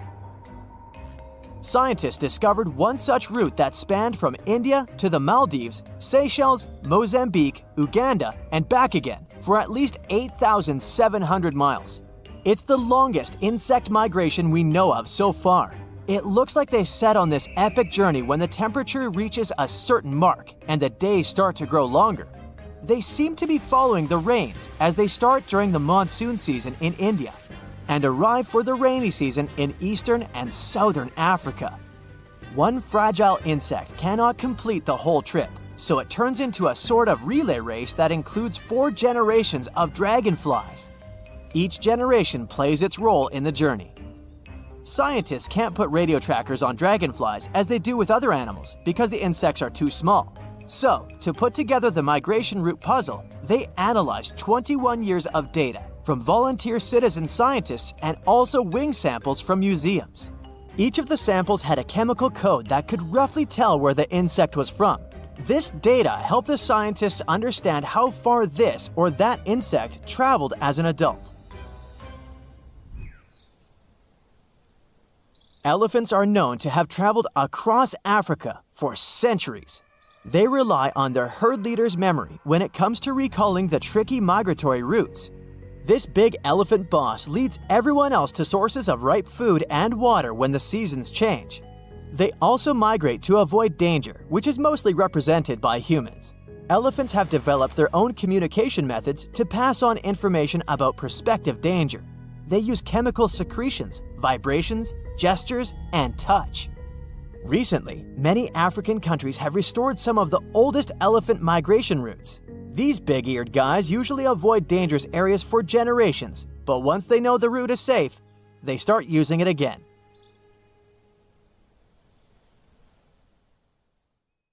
So, it's a hot summer day, you're outdoors enjoying the weather. You want to lie on the cool grass somewhere in the shade just to relax, But, ew, looks like someone spat there, but it's actually a spittlebug's house. These guys sip a lot of watery sap from the plants, and when they process it, it forms a lot of bubbles, not less than 150 times their body mass daily. All these bubbles form a cocoon where young insects can grow safely. No bird or animal wants to eat this cocoon because it tastes bitter, as if you licked a Nintendo cartridge. Not so fast, cheetah. Apparently, Dracula ant is the world's fastest animal, and the vampires in the ant world. They definitely win any burger-eating contest since they're able to snap their jaws 5,000 times faster than your eye can blink. To understand how fast the Dracula ant is, you gotta make a video of his jaws chomping at 480,000 frames per second. At this speed, you'll see the ant slowly moving its mandibles. They don't run, but their mouths are rapid, and they move those jaws so fast they even bend while snapping together. Now people can do that too, snapping our fingers so that they bend. The darkest animal out there is the Yosemite chicken. Not only these guys have black feathers, eyes, and claws, they also have black bones. The color is bluish black, and it is deep. If you ever try those chicken wings, they'll look as if someone had marinated them in blackberry juice or squid ink. They say Marco Polo was the first to have discovered these odd or charming roosters. Back in 1298, the explorer wrote about a breed of chickens that were as black as cats and laid the best eggs. This freshwater fish has been around since the beginning of the 20th century and probably remembers good old times with black and white and even silent movies. One big-mouthed buffalo made it till 112 years old. Still, the world's oldest creatures live in the sea. There are deep-sea sponges that are 11,000 years old, and they're safe and sound. This fish has incredible gills, which lets it hold its breath for over 4 minutes. Meet the coffin fish, a weird-looking but tough animal. They're also famous as sea toads. They actually look much more like toads, not classic fish with fins and scales. They can also inflate because of the seawater they gulp, so they expand just like a balloon. In fact, this super ability lets this fish hold its breath for several minutes because they actually get the oxygen from the water they keep inside. But the absolute champion is the human. The world's champion can survive holding the breath for over 20 minutes. There are some animals that make their own clothes. Sponge crabs make a sort of hat from sponges to protect them from underwater bad guys. To figure out how the crabs decided on their outfit, researchers gave them some foam sponges that were different in sizes. The bigger the crab is, the bigger the sponge it chooses. They use various techniques to get this perfect shape, starting from cutting out a small hole for the head, and then they see if the size fits them. If they're good to go, they continue to cut and dig into that sponge until it becomes a perfect hat. Recently, researchers have spotted a moth that would drink birds' tears while they sleep. So far, there were only 3 registered cases of animals feeding on other animals' tears. These were some Amazon butterflies, solitary bees, and moths. Their regular diet mostly includes nectar, but it does lack essential salts that aren't that easy to find elsewhere. Not only do they drink birds' tears, they also drink turtles' tears, crocodiles' tears, and those of many mammals found in the Amazon jungle. Really? Crocodile tears? Some sea dwellers can emit red light. For example, the stoplight loosejaw fish uses it to catch dinner. Shrimps don't see the red light, so the loosejaw fish can spot any red shrimp emitting pulses of red light and catches it without scaring the dinner away. Mammals can glow too. A flying squirrel glows under UV light, emitting pink light. It happens because they're able to absorb light and emit it back in another wavelength. The platypus may not have the largest cheek pouches, but they're definitely the weirdest. They keep gravel inside those pouches to help mash the food they normally eat: worms, shellfish, snails. These guys are toothless, so gravel comes in handy when it comes to chewing the food. It works just like a blender. Ooh, makes you wonder what they use for the mouthwash, huh? Now, if humans had the same incredible cheeks just like chipmunks have, we'd be able to transport our groceries right in our mouths. In fact, chipmunks can transport something as large as themselves in their oversized mouth luggage sections. Hamsters have the same superpower too, and can even carry their young in the mouth in case of the need to run away.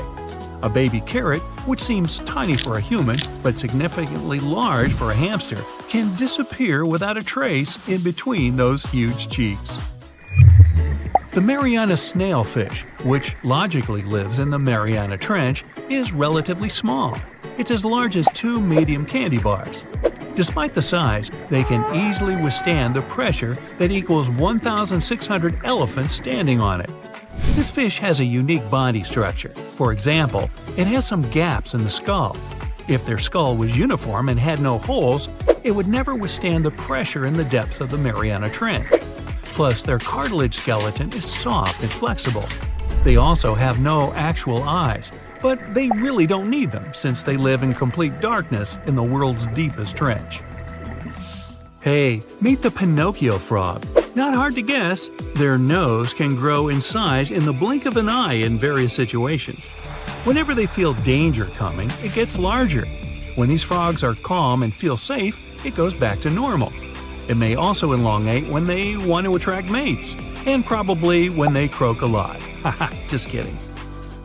Do you enjoy it when it rains? You probably grab a cup of hot chocolate, cover yourself up with a blanket, and sit on the windowsill, looking at the drops dripping down the window.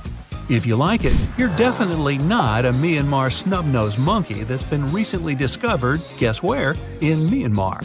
Their nostrils are so upturned and exposed to the outer world that they sneeze every time it rains. But if you were in a choir, you have something in common. Snub-nosed monkeys like singing together. Amazon pink river dolphins aren't born pink. Their young are always gray, but the older they get, the pinker they turn. It's like people having wrinkles when they age, and these guys simply get a different color. Hey, I'd like to get a little pink instead of those smile lines. You'd certainly love to be a termite because of their crazy sleep schedule. They actually never sleep, and the only thing they do is nibble on the wooden pegs they see around them. Well, if you're afraid of gaining weight because of a cellulose-rich diet, you could probably turn into a snail. They get a power nap for some hours and then can run without sleep for as long as 30 hours in a row. No fish can survive for any significant period of time without water, except this one, the African lungfish. When they feel something's wrong, they start secreting a mucus cocoon and go underground, give or take 9 inches under the soil. They have a built-in tube to breathe. Mountain stoneweeds, native to New Zealand, aren't afraid of drastic temperature changes. Their blood contains a special protein that doesn't let their blood crystallize in case of extreme temperatures. They tolerate any cold better than polar bears and even penguins, who live in the officially world's coldest place, Antarctica. Ring-tailed lemurs have one of the craziest ways of conflict resolution. They have stink fights. Taking into account the average number of lemurs in a group, about 20 or 30 animals, you'll see there's a lot of competition. Their scent glands are on their wrists and shoulders. Those on the wrists are harmless. The odor they produce is quite volatile. Those on the shoulders are nasty and produce brown, funky-smelling paste that would outlast any perfume. So back off.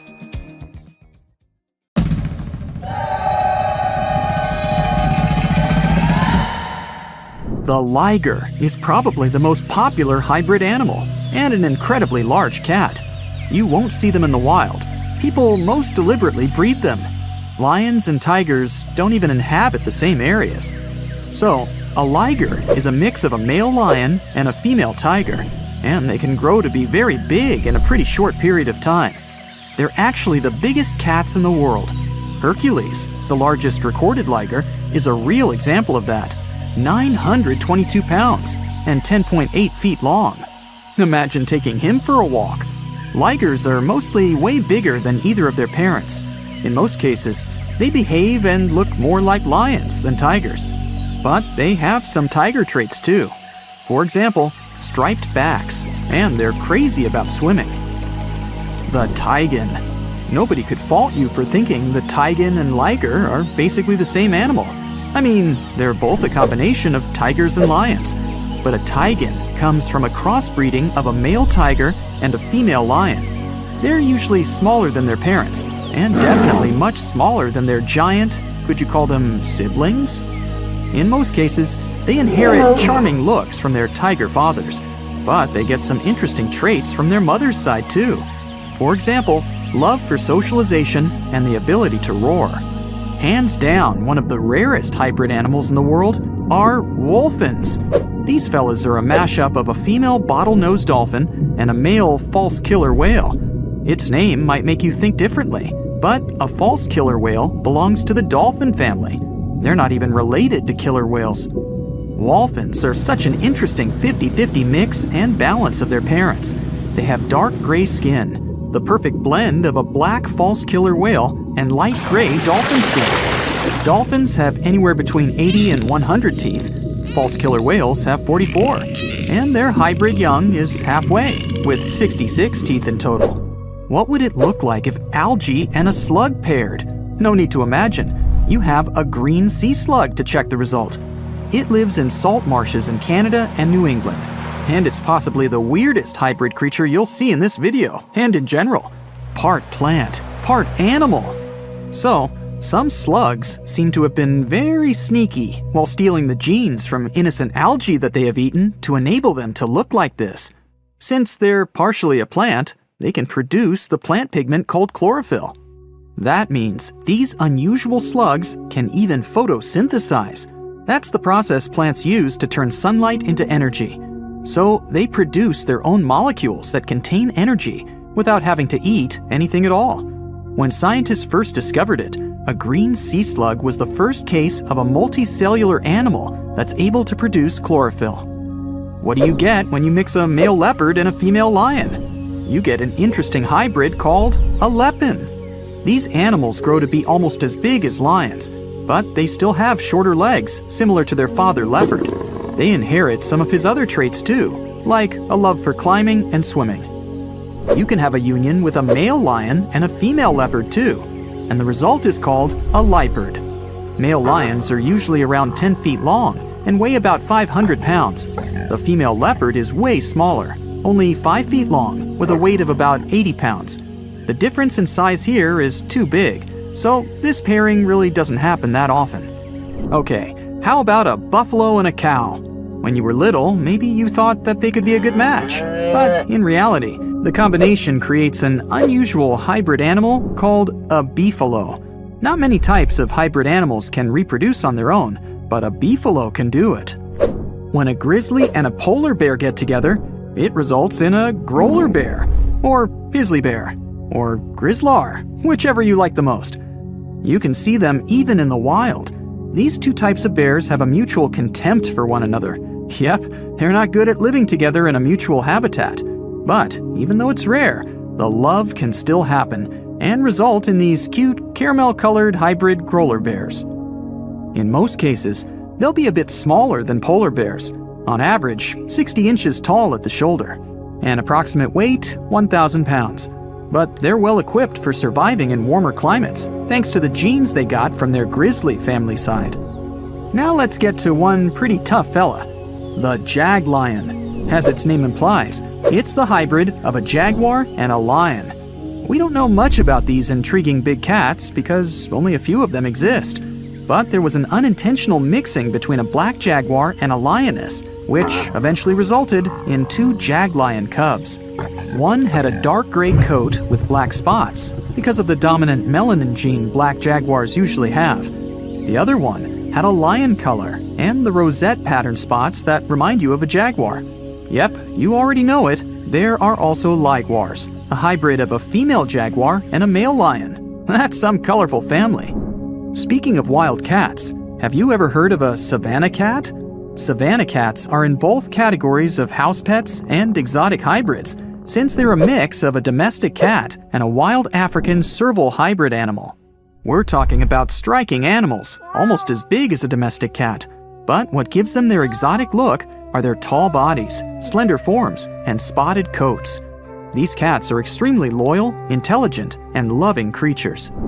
Here's one unexpected mixture, a zebroid. Technically, it's a name people use to describe a hybrid of a zebra and any equine species.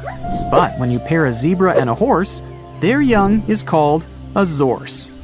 Zebra hybrids mostly look like whichever animals they've been crossbred with, but with the striped coat of a pure zebra.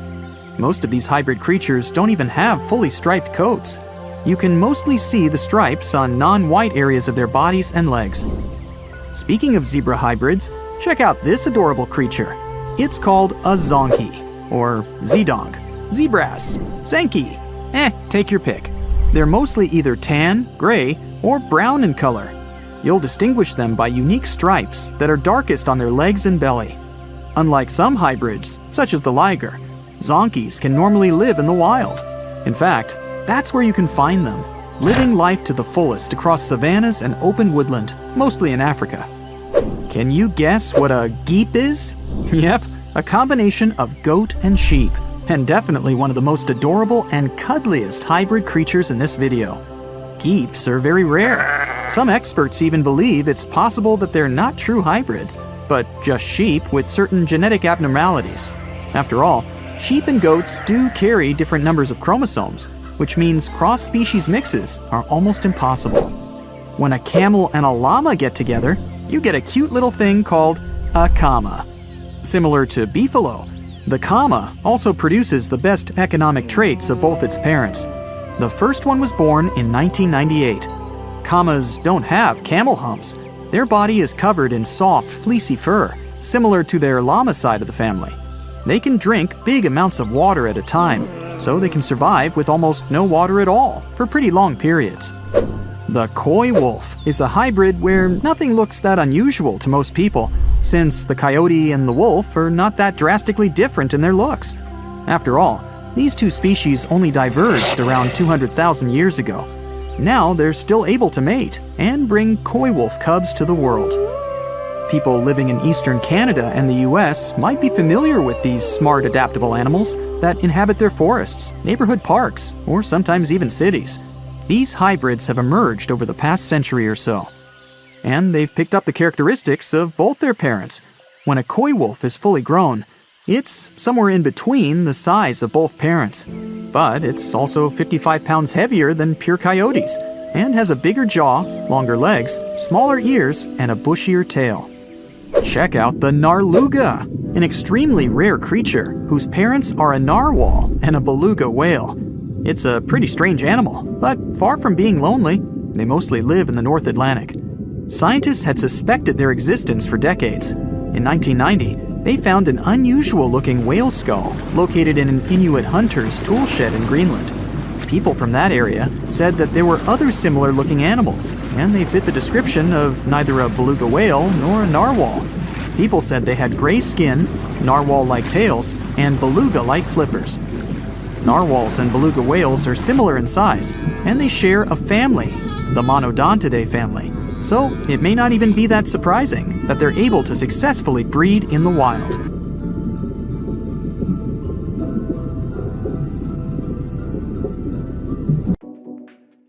Well, the seahorse is an unusual fish. Normally, female animals carry a child, but seahorses do it the other way around. For 9 to 45 days, the future father carries the eggs inside a special pouch until the birth process begins. Then the male opens his brood pouch and squeezes out the children. The female anaconda finds the deepest puddle and spends her pregnancy in it. She will starve for about 7 months while pregnant. Then she will give birth to 40 children that make up 30% of her body weight.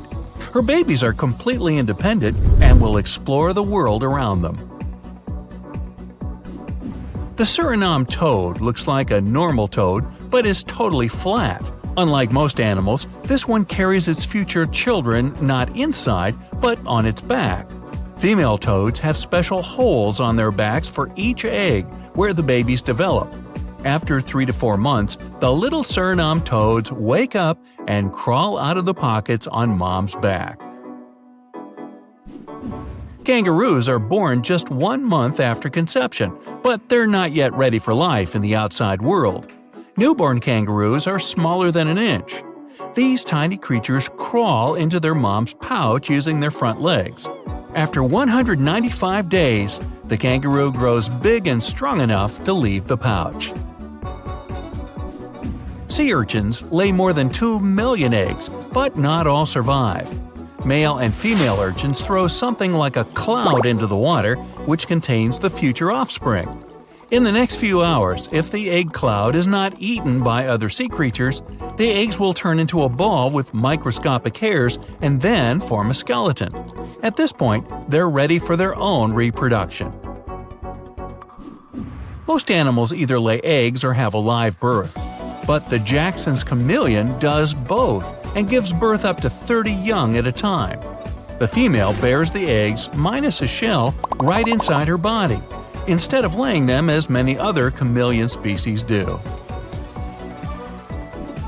In the yellowhead jawfish family, a dad fish takes care of the future offspring. The male broods the eggs inside his mouth.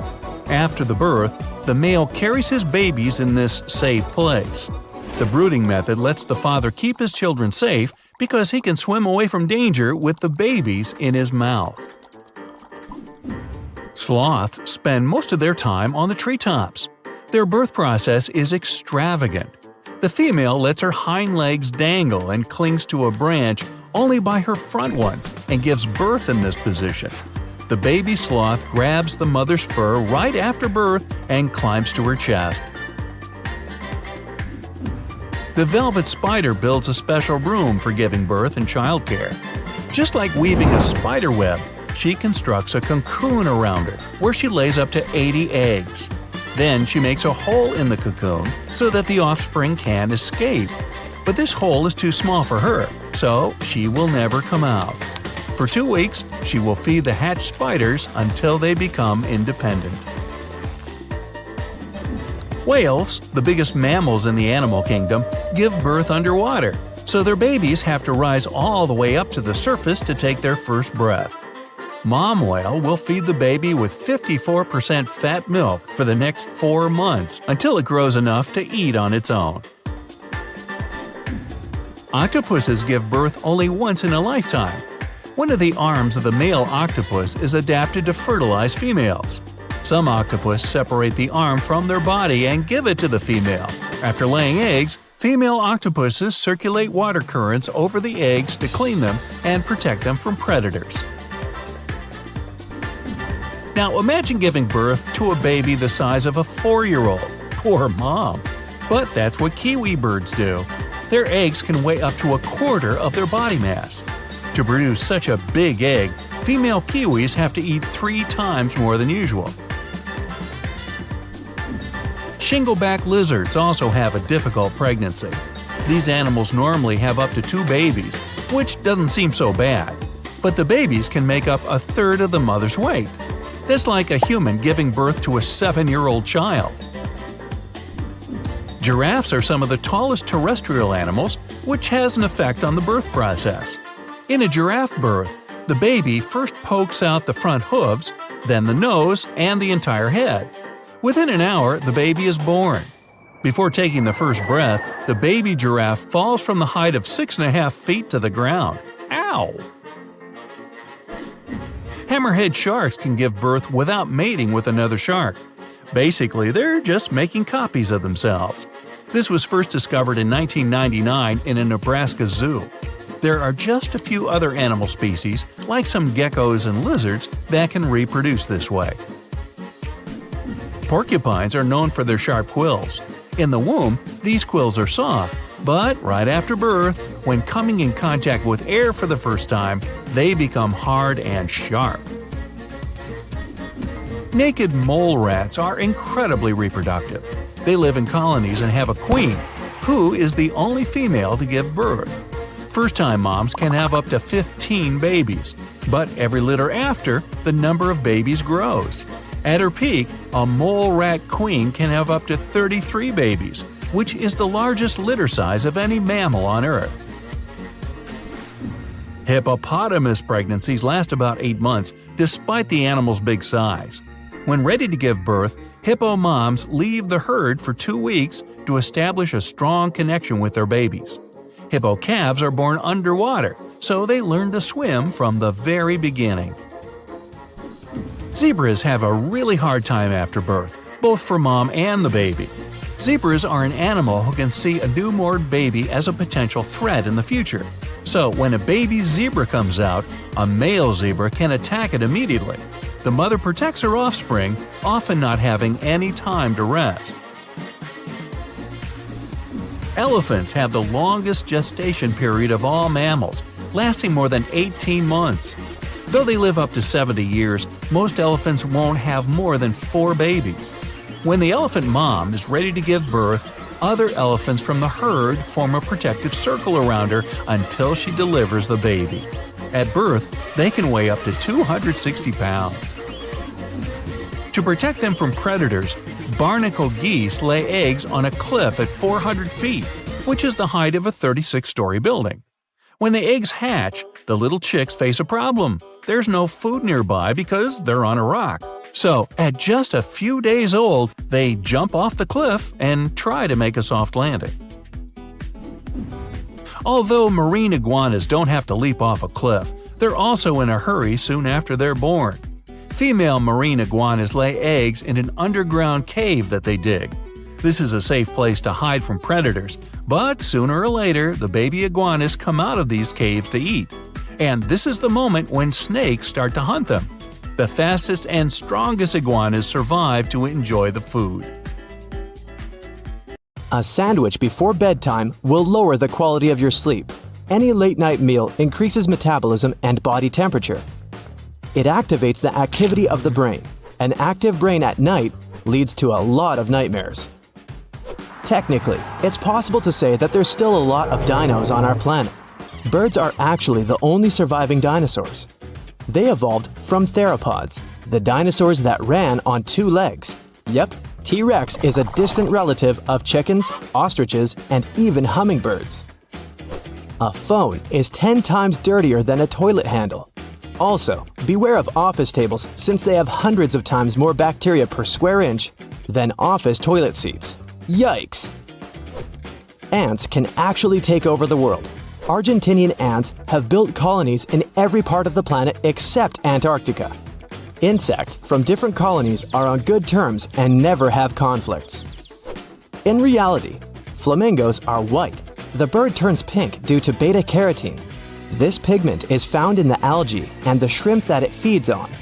You can change your skin color too. If you eat a lot of carrots, your skin will turn slightly orange. This will happen because of the high beta-carotene content in the vegetable. Hypothetically, you can see the past. When you look into the starry sky, you're looking into the past. When the sun disappears, we know about it only after 8 minutes. This is how long it takes the light to reach the Earth.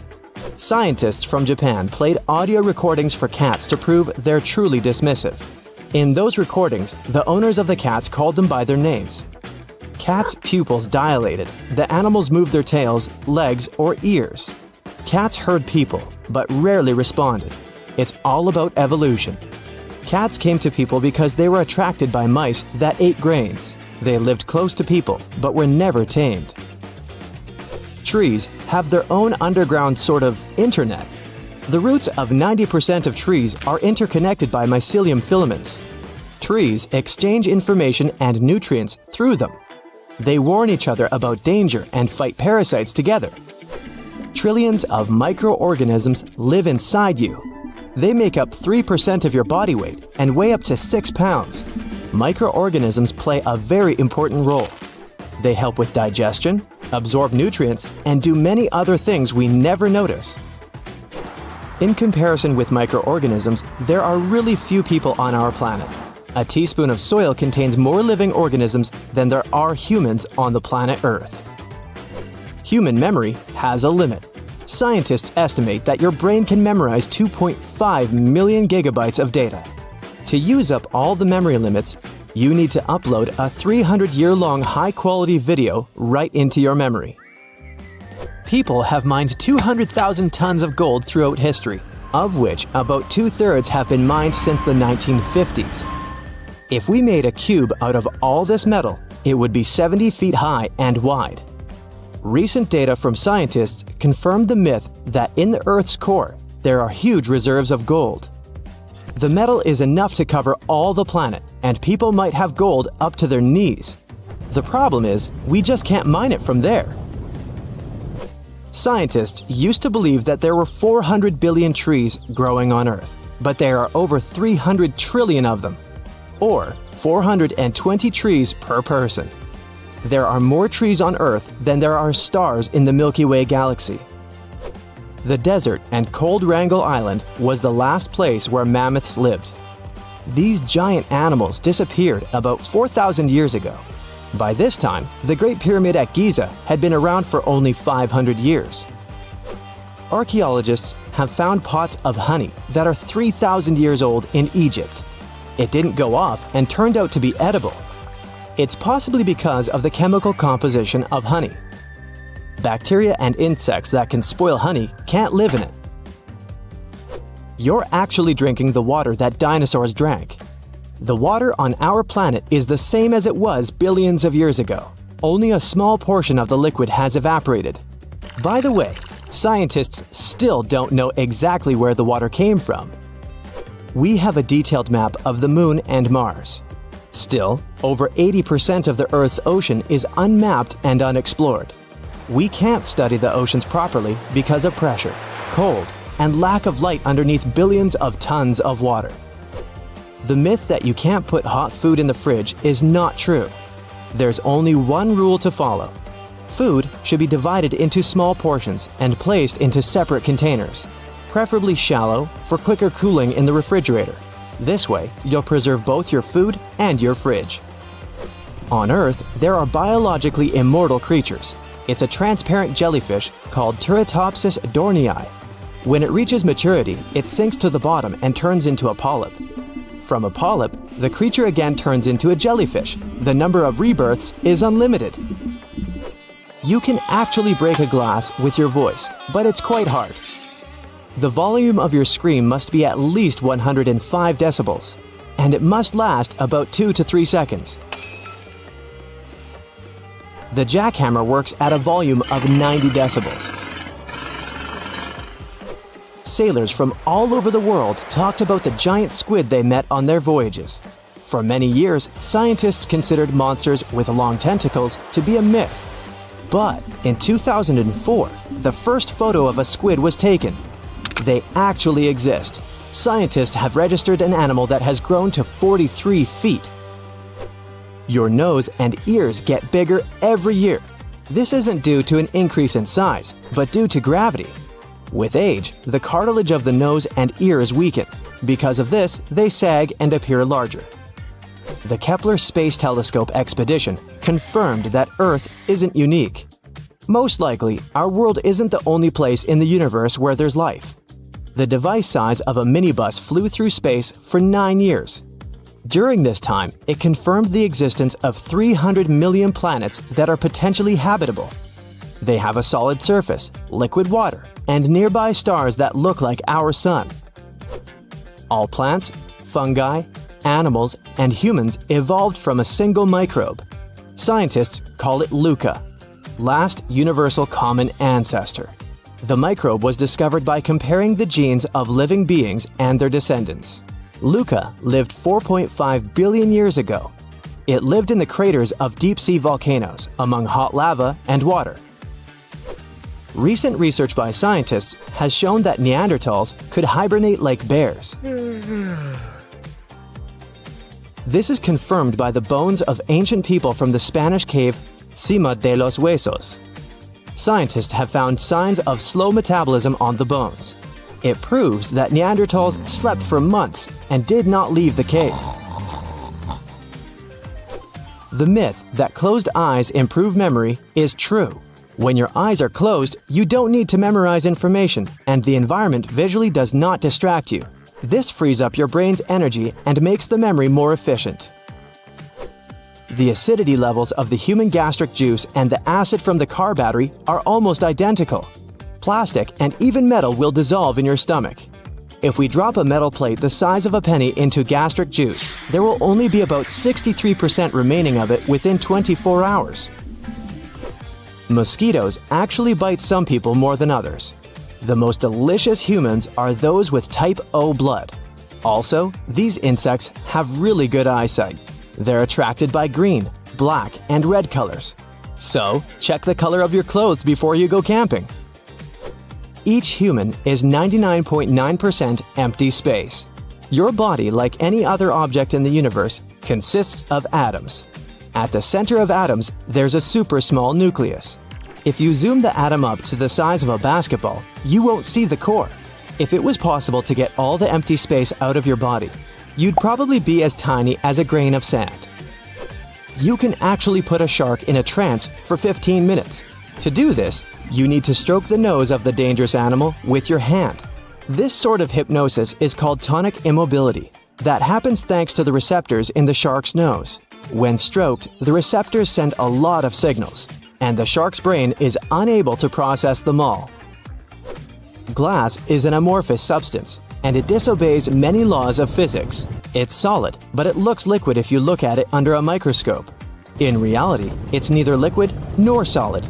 It happens because the heat needed to produce glass changes the way molecules behave. It's like when you iron your clothes, and fibers change because of high temperatures.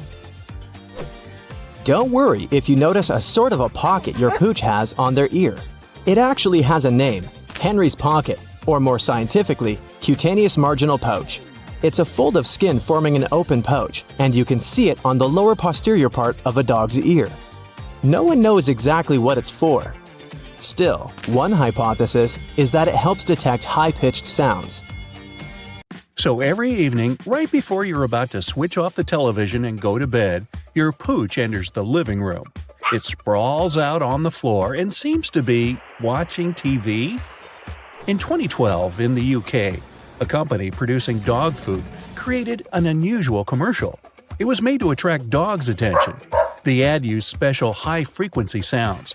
They were inaudible to the human ear, but dogs could hear them very well. The idea was simple. A pooch gets so entranced by the commercial that owners can't but notice it, and the next dog food they buy is the advertised product. In theory, the idea sounded promising. In reality, most dogs showed no reaction whatsoever, meaning ads can't probably manipulate pets as well as they influence people. But even though this experiment was a failure, dogs still do find watching TV interesting. You may have noticed your fluffy companion react to animals, moving objects, and other images appearing on the screen. It's almost as if they see the same things you do. If we talk about colors, TV and reality don't look different to dogs. They see the world in shades of yellow and blue, and can't pick out green and red hues. Plus, canine vision is somewhat blurred. Dogs process what's happening on the screen in a different way than you do. When you watch something, your brain needs 16 to 20 video frames per second to detect movement. For your pooch, this number must be more than 70 frames per second. Let's say your pet is seated in front of an old TV. In this case, what the animal sees looks like a flip book. If it's a modern television, your pup is likely to be much more interested, because modern TV sets have a faster video frame rate. As for the content itself, dogs react to the same stuff that would attract their attention in real life. It can be squeaking toys, commands, and other dogs barking, growling, yipping, and whatnot. If the TV screen isn't showing anything related to dogs, though, your pet will probably remain completely uninterested. In a 2017 experiment, dogs were offered to watch different activities happening on 3 screens. The animals didn't show any preferences for one screen over the others.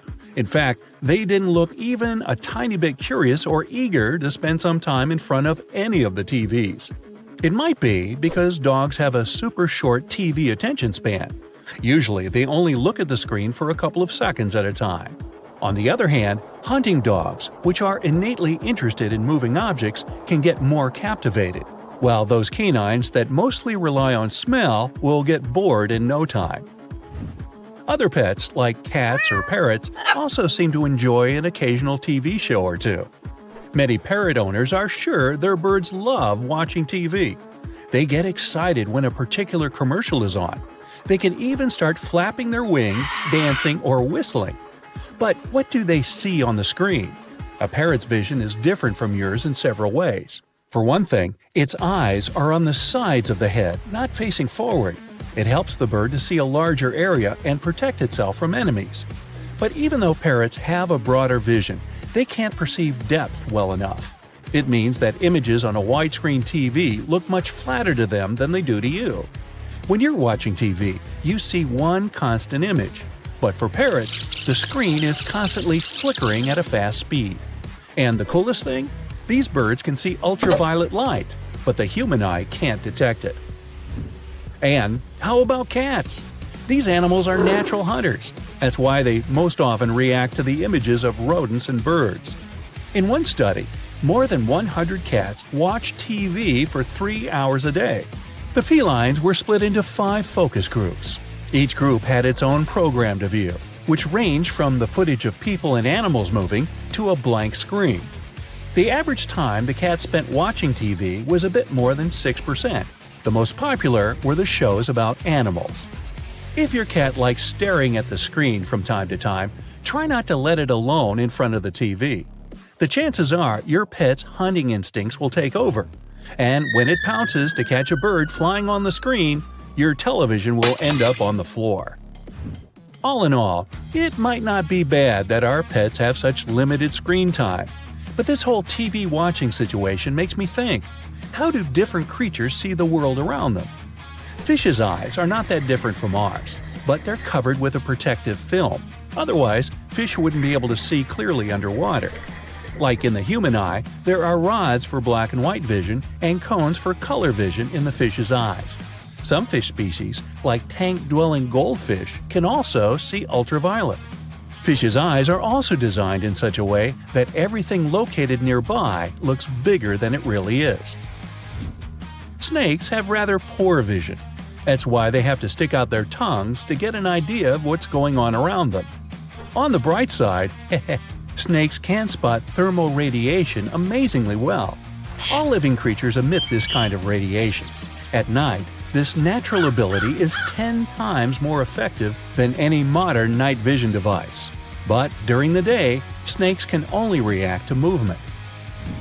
Rats and mice don't have perfect vision either. It's quite blurry, with bad depth perception. These rodents perceive colors a bit like people with red-green color blindness. Everything looks bluish, and the colors they do see are kind of faded. Also, rats and mice are likely to connect smells with what they see at the moment.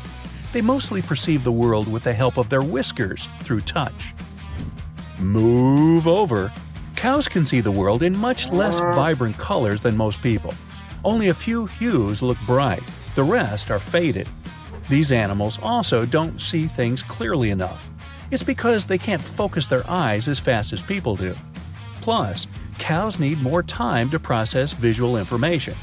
They have poor depth perception because of their limited vertical vision. It's 60 degrees versus 140 degrees in humans. You might have noticed cows stop before walking across shadows. That's because they can't tell whether it's a shadow or a ditch or a hole in the ground.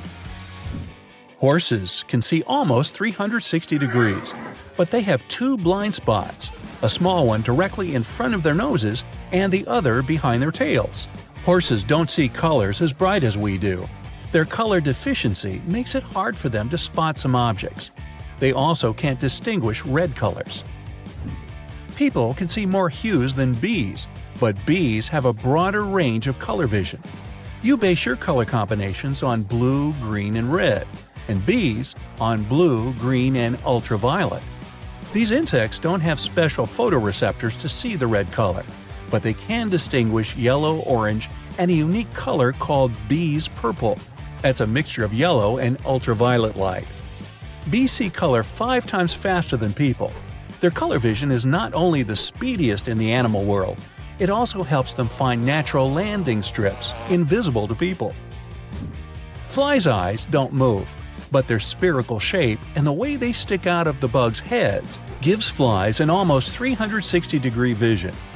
These insects can't focus and are short-sighted, just like some people I know. But the coolest thing about how they see the world?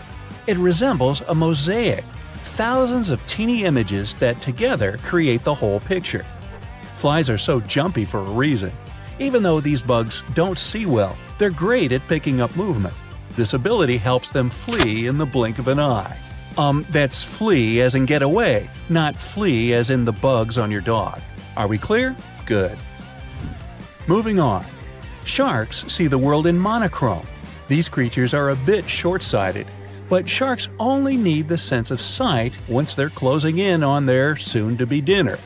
And in dim light, a shark can see almost 10 times better than you do.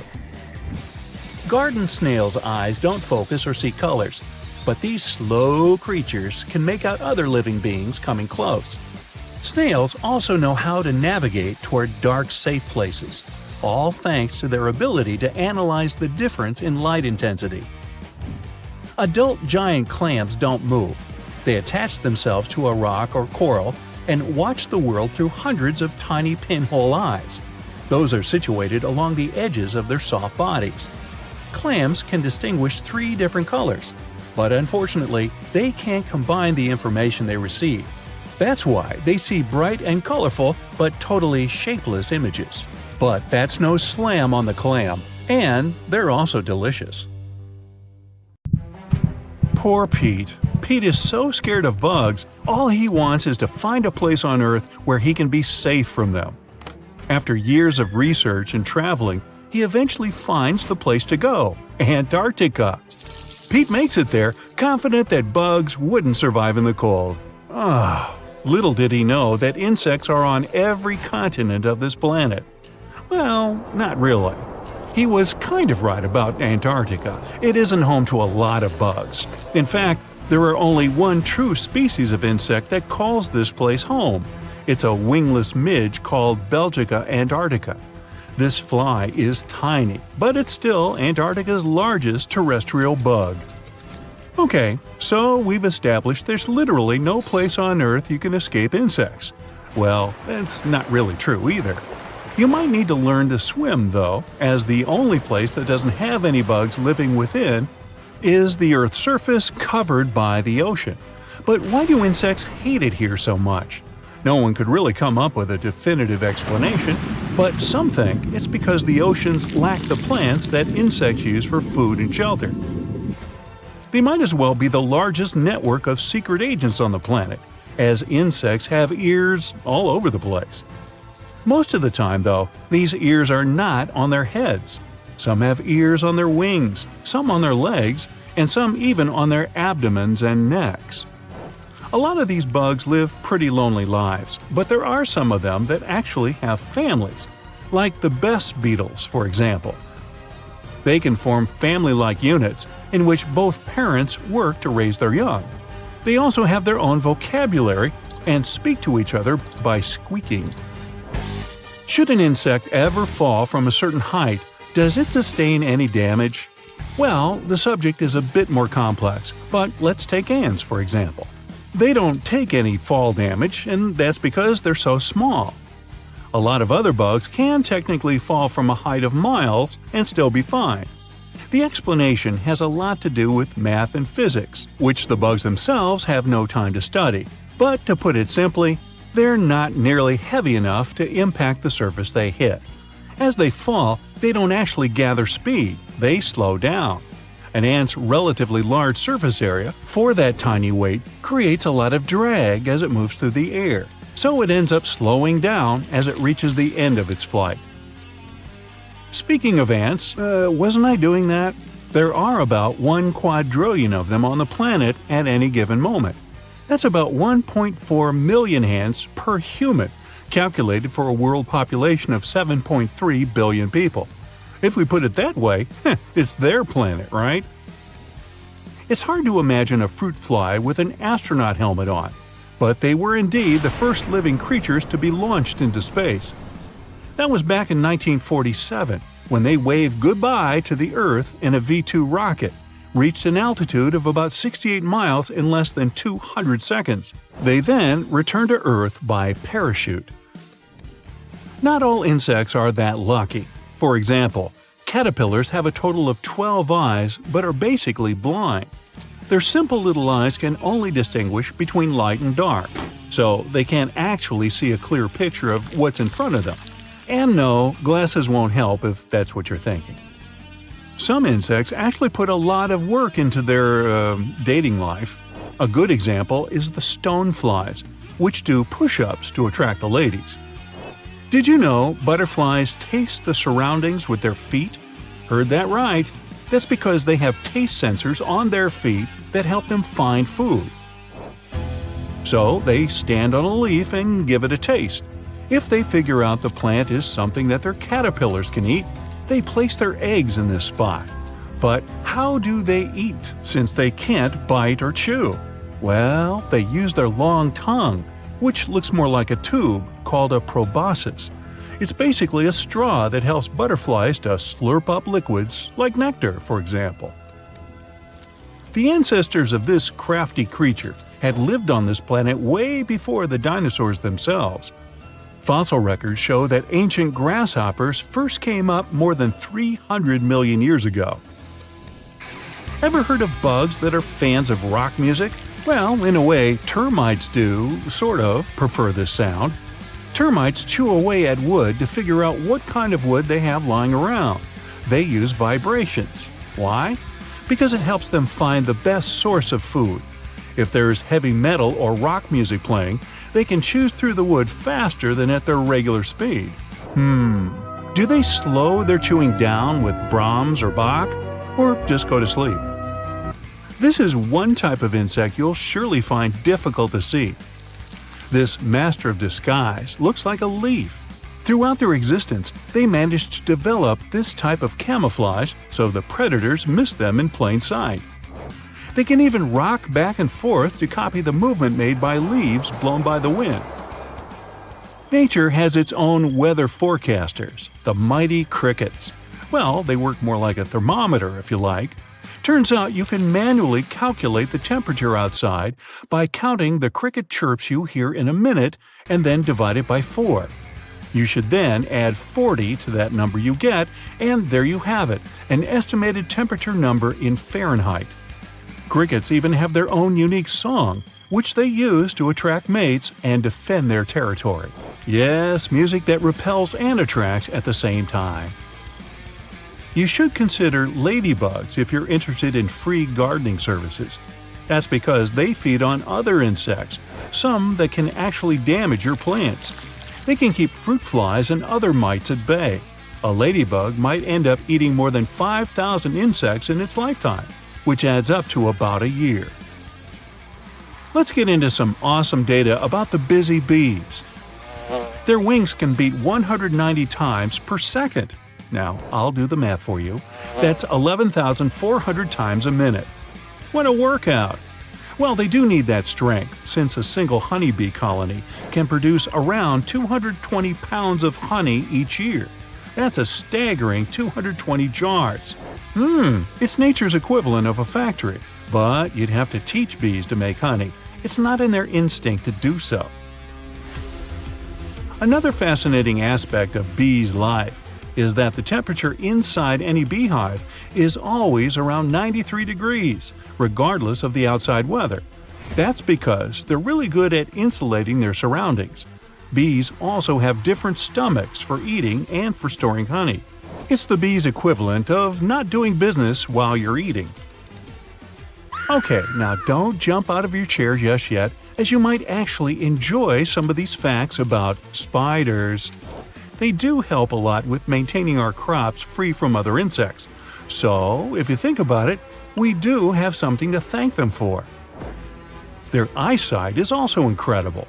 They can see spectrums of light that we can't, like UVA and UVB light. And speaking of their superpowers, a strand of spider silk is 5 times stronger than a strand of steel, of the same thickness, of course. Some scientists believe that if spiders were as large as humans, certainly hope not, their web could stop objects as big as airplanes. And that spider silk, it's actually a liquid, but it does harden when exposed to air. They're also quite sneaky themselves and have evolved to look more like ants. Why? So they can better avoid other predators and hunt ants better. Spiders don't have wings, that's for sure, but the jumping ones can hop up to 50 times their own length. Well, otherwise, I still get the heebie-jeebies when I think about spiders. How about you?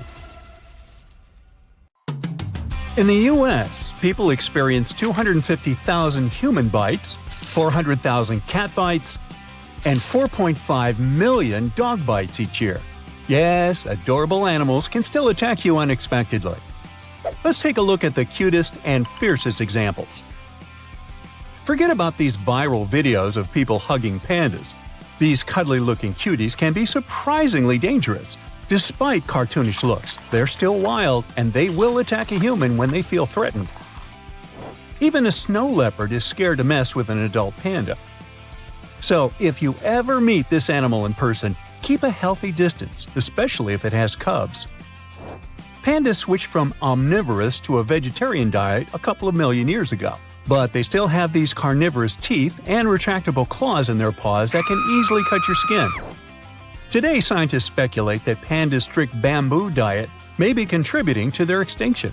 So, it makes sense to plant some more bamboo to prevent these fluffy monsters from returning to their carnivorous habits, huh?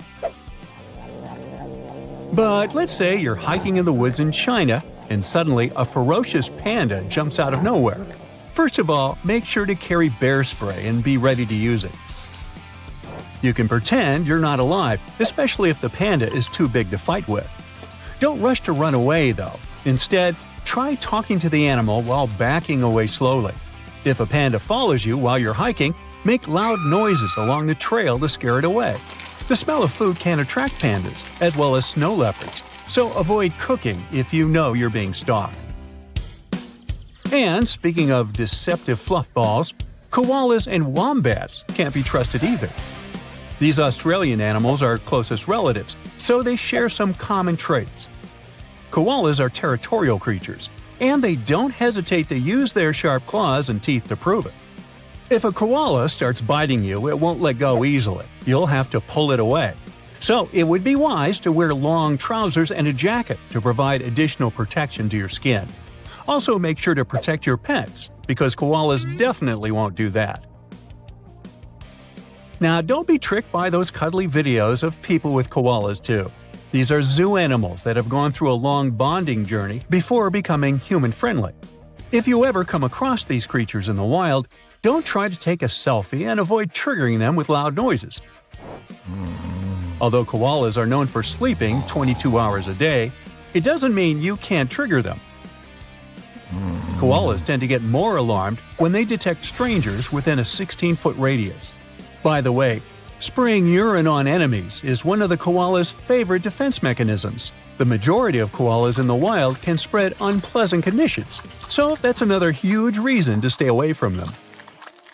Now, wombats may look like innocent, friendly hamsters, but these nocturnal marsupials are known for attacking people, dogs, and even wild dingoes.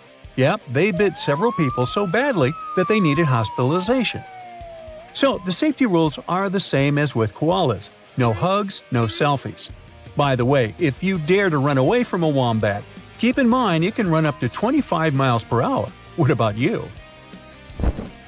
Now, take swans. When it comes to personal boundaries, these fancy birds can show some sinister traits too. Swans can defend their mates and nests very aggressively, which includes biting and even taking your life. Their nesting season between April and June is especially dangerous. So, if you're swimming or even walking near a body of water in spring and you spot a sneaky swan coming your way, make sure to keep a respectful distance. You don't want to try to touch or feed them. Don't do anything that can provoke the birds. And heaven forbid you to approach their nests. Beware of the mute swan. It's one of the biggest hooligans in the bird world. These guys are less vocal compared to other swan species, so they can skip warning shouts and simply attack you in total silence. If it happens, don't rush to run away. Instead, try to stay calm, keep on facing the swan, and slowly back away. Using a barrier, such as a fence or a tree, can be helpful too. You can also trick the swan into believing that you're a bigger bird. Just show them an open umbrella or a wide piece of clothing that imitates wings, if you happen to have it handy. Sometimes you can come across a swan that looks like it needs your help. Even if it breaks your heart, safety rules don't recommend trying to save the bird on your own. That's because the swan may perceive your help as a threat. Instead, you should notify local wildlife authorities, and they'll take proper care of the animal. There are many stories of dolphins saving people and being cute and playful, but their games can be surprisingly dangerous, especially in the wild. Even sharks can lose their lives if they mess with the wrong willy. Swimming with these smiley creatures is riskier than you might think. Dolphins can start pushing you with their powerful noses and bodies. In some cases, they can pull you underwater and bite you with their sharp teeth. Unfortunately, not everyone survives such an encounter. So, how do you tell a good dolphin from a sinister one? Well, first of all, if the dolphin is wild, never attempt to feed, pet, or play with it. If you see them flapping their jaws, chasing, slapping their tails in the water, or even releasing clouds of bubbles from their blowholes, take this as a sign of aggression. If you ever find yourself kayaking or swimming in the water with an aggressive dolphin, leave the area as soon as possible. Want to see one of the most poisonous creatures on Earth? Well, here you go. It's hard to resist putting this colorful guy on your palm to take a cute picture. But this could be your last photo shoot. The 2-inch-long golden poison dart frog has enough venom to take the lives of 10 healthy adult men. This toxin is meant to attack the predator's nervous system and cause muscle contractions, respiratory paralysis, and even worse. Unlike snakes and scorpions, dart frogs don't need to bite to transfer their venom. They excrete it through their skin glands. So if you ever happen to touch this cutie by mistake, don't rub your eyes and wash your hands immediately. The toxin has to get into your bloodstream to affect you. So if you have any cuts on your skin, it makes sense to go to the hospital as soon as possible. Keep in mind that dart frog's skin tends to poison everything it touches, and the toxin can remain on those objects for up to a year. Aw, look at this cute Shrek-eyed toy. Wait a second, it's alive! Huh. Say hello to one of the few venomous mammals on the planet, the slow loris. It's no wonder that this furry creature is the star of the shadow pet market. But you should read the directions before purchasing it, since a refund is unlikely to be possible.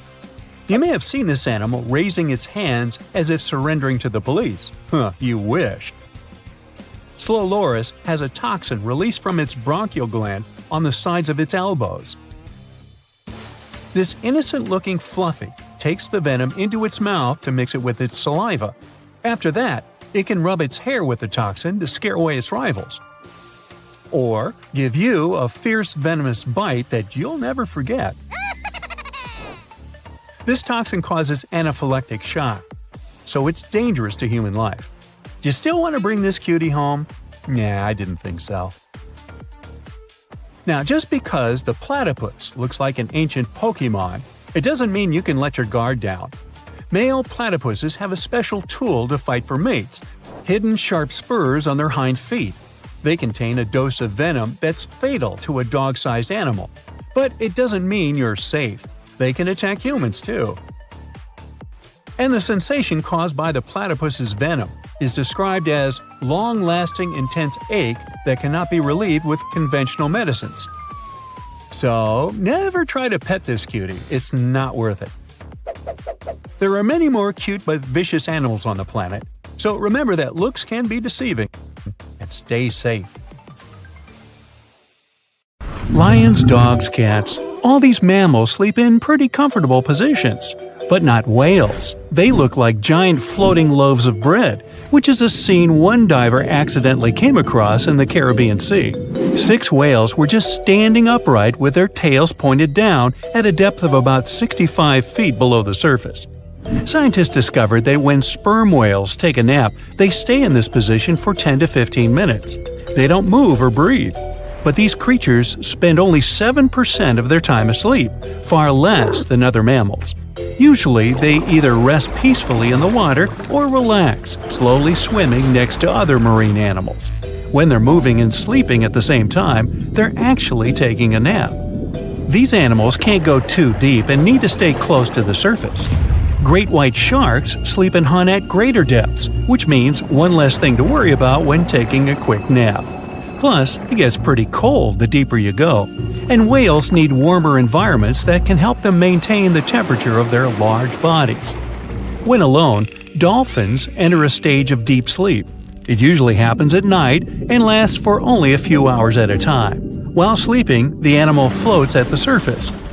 It shuts down half of its brain, I can relate, together with the opposite eye. The other half is at a low alert level, awake and ready to react if some unwanted visitor comes closer. The part of the brain that is awake also sends signals when it's time to go up to the surface to take a breath of fresh air. Marine mammals have the blowhole. That's a flap of skin they can open and close whenever they want. People breathe automatically. Your body knows what it needs to do even when you're sleeping. But whales and dolphins have a voluntary breathing system. It means they need to consciously go to the surface to get some air. And one part of their brain needs to always be awake to inform the animal it's time to go up. Whales and dolphins can hold their breath way longer than other species. They also have a higher tolerance for carbon dioxide and can take in more air. Their red blood cells store more oxygen too. Whales and dolphins' blood goes only to those body parts that really need oxygen. If a whale only uses its brain, heart, fins, and some other muscles needed for swimming at the moment, those will also be the only body parts that will get the oxygen. Digestion or other functions can wait. The ocean is not a place where you can relax and peacefully fall asleep. While sleeping, fish reduce their activity. Their metabolism becomes slow. Some of them keep floating in the same spot. Others find a safer place among corals or in the mud. Early in life, dolphins learn to make a unique whistle that helps others from their pod to identify them. That means these specific whistles are their names, and dolphins do respond to them. Clams have feet. It looks like a large tongue that sometimes protrudes from the shell, but that's actually the foot, and it's relatively long compared to the length of the animal. Clams use this limb to dig themselves in the sand. The blue whale is the largest living animal, and it's also larger than the majority of dinosaurs used to be. They can grow to more than 100 feet long and have a weight of almost 200 tons. That's like 50 adult elephants. A blue whale's tongue alone can weigh more than one elephant. Such a giant surely needs to eat a lot, 500,000 calories in just one mouthful. The blue whale's heart is the size of a small car and weighs 1,300 pounds. To move the blood through such a giant body, the heartbeats are so strong you can hear them even from 2 miles away. The heart of a whale beats only 8 to 10 times per minute. The whale is one of the loudest creatures out there. Its call can go up to 180 decibels, which is as loud as a jet plane. Almost 95% of jellyfish's body is made of water. For comparison, the human body is 60% water. It's probably not a surprise since jellyfish don't have a heart, blood, eyes, or brain. The other 5% of their body weight is proteins, muscles, and nerve cells. Jellyfish have been around for more than 500 million years. This makes them older than dinosaurs. These creatures haven't changed much, and today's jellyfish are pretty much like their ancestors. These creatures live in the ocean, but in 1991, more than 2,000 jellyfish polyps were taken into space. Scientists wanted to see how they would react in the environment with no gravity. The jellyfish reproduced and created 60,000 new polyps, but unfortunately, those couldn't function normally after getting back to Earth. One species of jellyfish can literally live forever. As it grows older, the critter goes down to the seafloor to become a polyp again, and that polyp turns into a new jellyfish with the same genetics. Greenland sharks can live 500 years. This is an animal with almost the longest lifespan among vertebrates. Sperm whales are sociable creatures. They spend their life surrounded by their family. These animals support one another and have close friends they remember well, even if they don't see each other for a long time. Electric eels have small eyes that are not so effective in environments with no light, so they mostly rely on their electric organs. Those consist of 6,000 cells. Eels use them to stow power, similar to batteries. These creatures use electricity like bats use their radars or dolphins their sonar. An eel can also produce enough electricity to power a panel of light bulbs. There's a small tropical archer fish that can learn to recognize human faces. This fish has an interesting ability to spit small jets of water from its mouth. Researchers showed the fish the image of two different faces placed side by side. One was unknown and the other was familiar. The fish was supposed to spit water at the familiar one. The creature took the right guess more than 80% of the time. Every year in the winter, great white sharks that live along the California coastline disappear. It feels as if they take a vacation for 30 to 40 days. The animals go to a point halfway between Hawaii and Mexico. They might do it to get some food, relax, or hang out with their buddies from other areas. The spot is now called the Whale Shark Cafe. Some types of sharks, like makos, whale sharks, or white sharks, breathe in a very specific way. It requires them to swim all the time. They also need to move quickly and with their mouth open. This way, the oxygen can enter and reach their gills. Sea sponges are some of the most primitive animals. They're immobile, don't have a mouth, eyes, bones, brain, heart, lungs, or any other organ whatsoever. And still, they're alive. There's such a thing as a sea unicorn. That's an animal called the narwhal. Its horn is actually a tooth that can grow up to 10 feet long. Manatees, also known as sea cows, are distant relatives of elephants. Their weight can go up to 1,000 pounds. These creatures are vegetarian and need to eat around 10% of their total weight on a daily basis. That's lots of sea salad. In some cases, manatees share space with alligators, but they get along pretty well.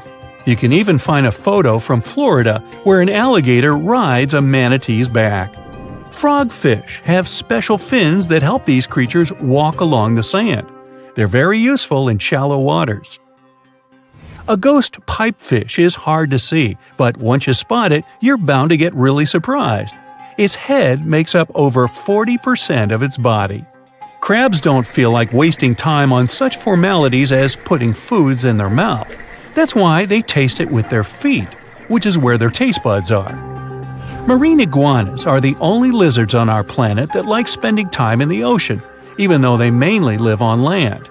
They're herbivores that feed in shallow waters and swim like snakes. Iguanas use their long claws to hold on to the bottom when they need to graze. Green turtles can cross over 1,400 miles when migrating. They try to find the perfect spot to lay their eggs. Penguins sort of fly when they're underwater, reaching a speed of 25 miles per hour. More than 5 million years ago, I've heard, I wasn't around then, deep-sea worms and humans had a common ancestor. So we still share 70% of our genes with these creatures, and with sea stars, squid, and octopuses. The ocean covers over 70% of our planet, and over 80% of it is unexplored. More than 1 million species live there. But there are not only animals, 3 million shipwrecks are lying all over the ocean floor, hiding mysterious stories. Many of them are yet to be discovered. So, Megalodon was one of the biggest and most ferocious monsters on our planet. Powerful jaws, razor-sharp teeth, gigantic size. But what do you know about how it sounded? Imagine how loudly it growled, permeating the underwater world with sound vibrations. This sound resembled nothing.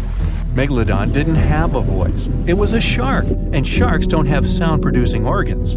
It was a quiet danger. But despite its muteness, yes, that is a word, you could have still heard it. Come with me. Now you're underwater, clenching your fist, raising your hand, and quickly bringing it down. Now imagine that you have a big submarine instead of a fist and hear the water flowing around the smooth surface of the hull. That's what a megalodon sounded like. When this monster was swimming out to the surface and opening its jaws, it sounded like a waterfall. The giant shark swam at high speed. When the water was passing through its mouth and gills, it sounded like a flowing river, a fast, powerful river. Megalodon had no voice, only the scary sound of flowing water. Other ancient fish could make sounds, but you would hardly hear them. Whales, dolphins, and their distant ancestors are not counted because they're mammals. Fish communicated at frequencies elusive to human ears. They still have this ability, but in most, the ocean was and is a pretty quiet place. So let's get out on ancient lands and check what was going on with the sounds there. Thanks to modern technologies, scientists can analyze the sounds of many ancient animals. Using CT scans, they found that some dinosaurs had complex systems of small open pockets in their skulls. They used these winding cranial mazes to reproduce a wide range of sounds and regulate body temperature, and people have managed to hear them. An ancient bird that lived 79 to 140 million years ago, Pegasus, sounded similar to some farm birds like duck and geese. But the ancient creature probably screamed in a scarier way. Scientists found this out thanks to the Syrinx fossil they discovered in 2016 in Antarctica. It's the oldest known vocal organ in the world. It helped Pegasus make a double humming sound coming from the left and right sides of the Syrinx. Imagine a duck and goose screaming. Increase the volume several times. Perhaps that's what its distant ancestors sound like. As for other flying reptiles like the pterodactyl, it couldn't scream like Pegasus because it didn't have a syrinx. These winged monsters could growl, hiss, and snap their beaks, and this was their most effective sound. Remember any tall basketball player. The skull of the pterodactyl was slightly longer than their height. Just imagine what a noise the dinosaur created when it was snapping its powerful beak. The clicking sound could deafen and frighten other ancient creatures nearby. Now, you probably know what a Tyrannosaurus sounds like, thanks to the movies. Among thousands of others, you'll recognize this prolonged roar similar to a chainsaw, vacuum cleaner, and horn. And, honestly, its roar has a lot in common with the natural sounds that this monster could make. Thanks to modern technologies and well-preserved remains, scientists managed to simulate the voice of these ancient animals. Imagine you're uploading data about a T-Rex into a program and preparing to hear an intimidating roar. You press play, and it sounds like a beat. Tyrannosaurus rex's scream was similar to birds, not mammals. But it wasn't just a beat. It used nostrils to scream, not a mouth. The hum came from the chest and resembled a siren with low bass. Maybe it sounded a lot more intimidating than what we saw in the movies. It was louder than all the trumpets of the symphony orchestra, and it did it only with the help of its nose. It's not known for sure whether it could growl through the mouth.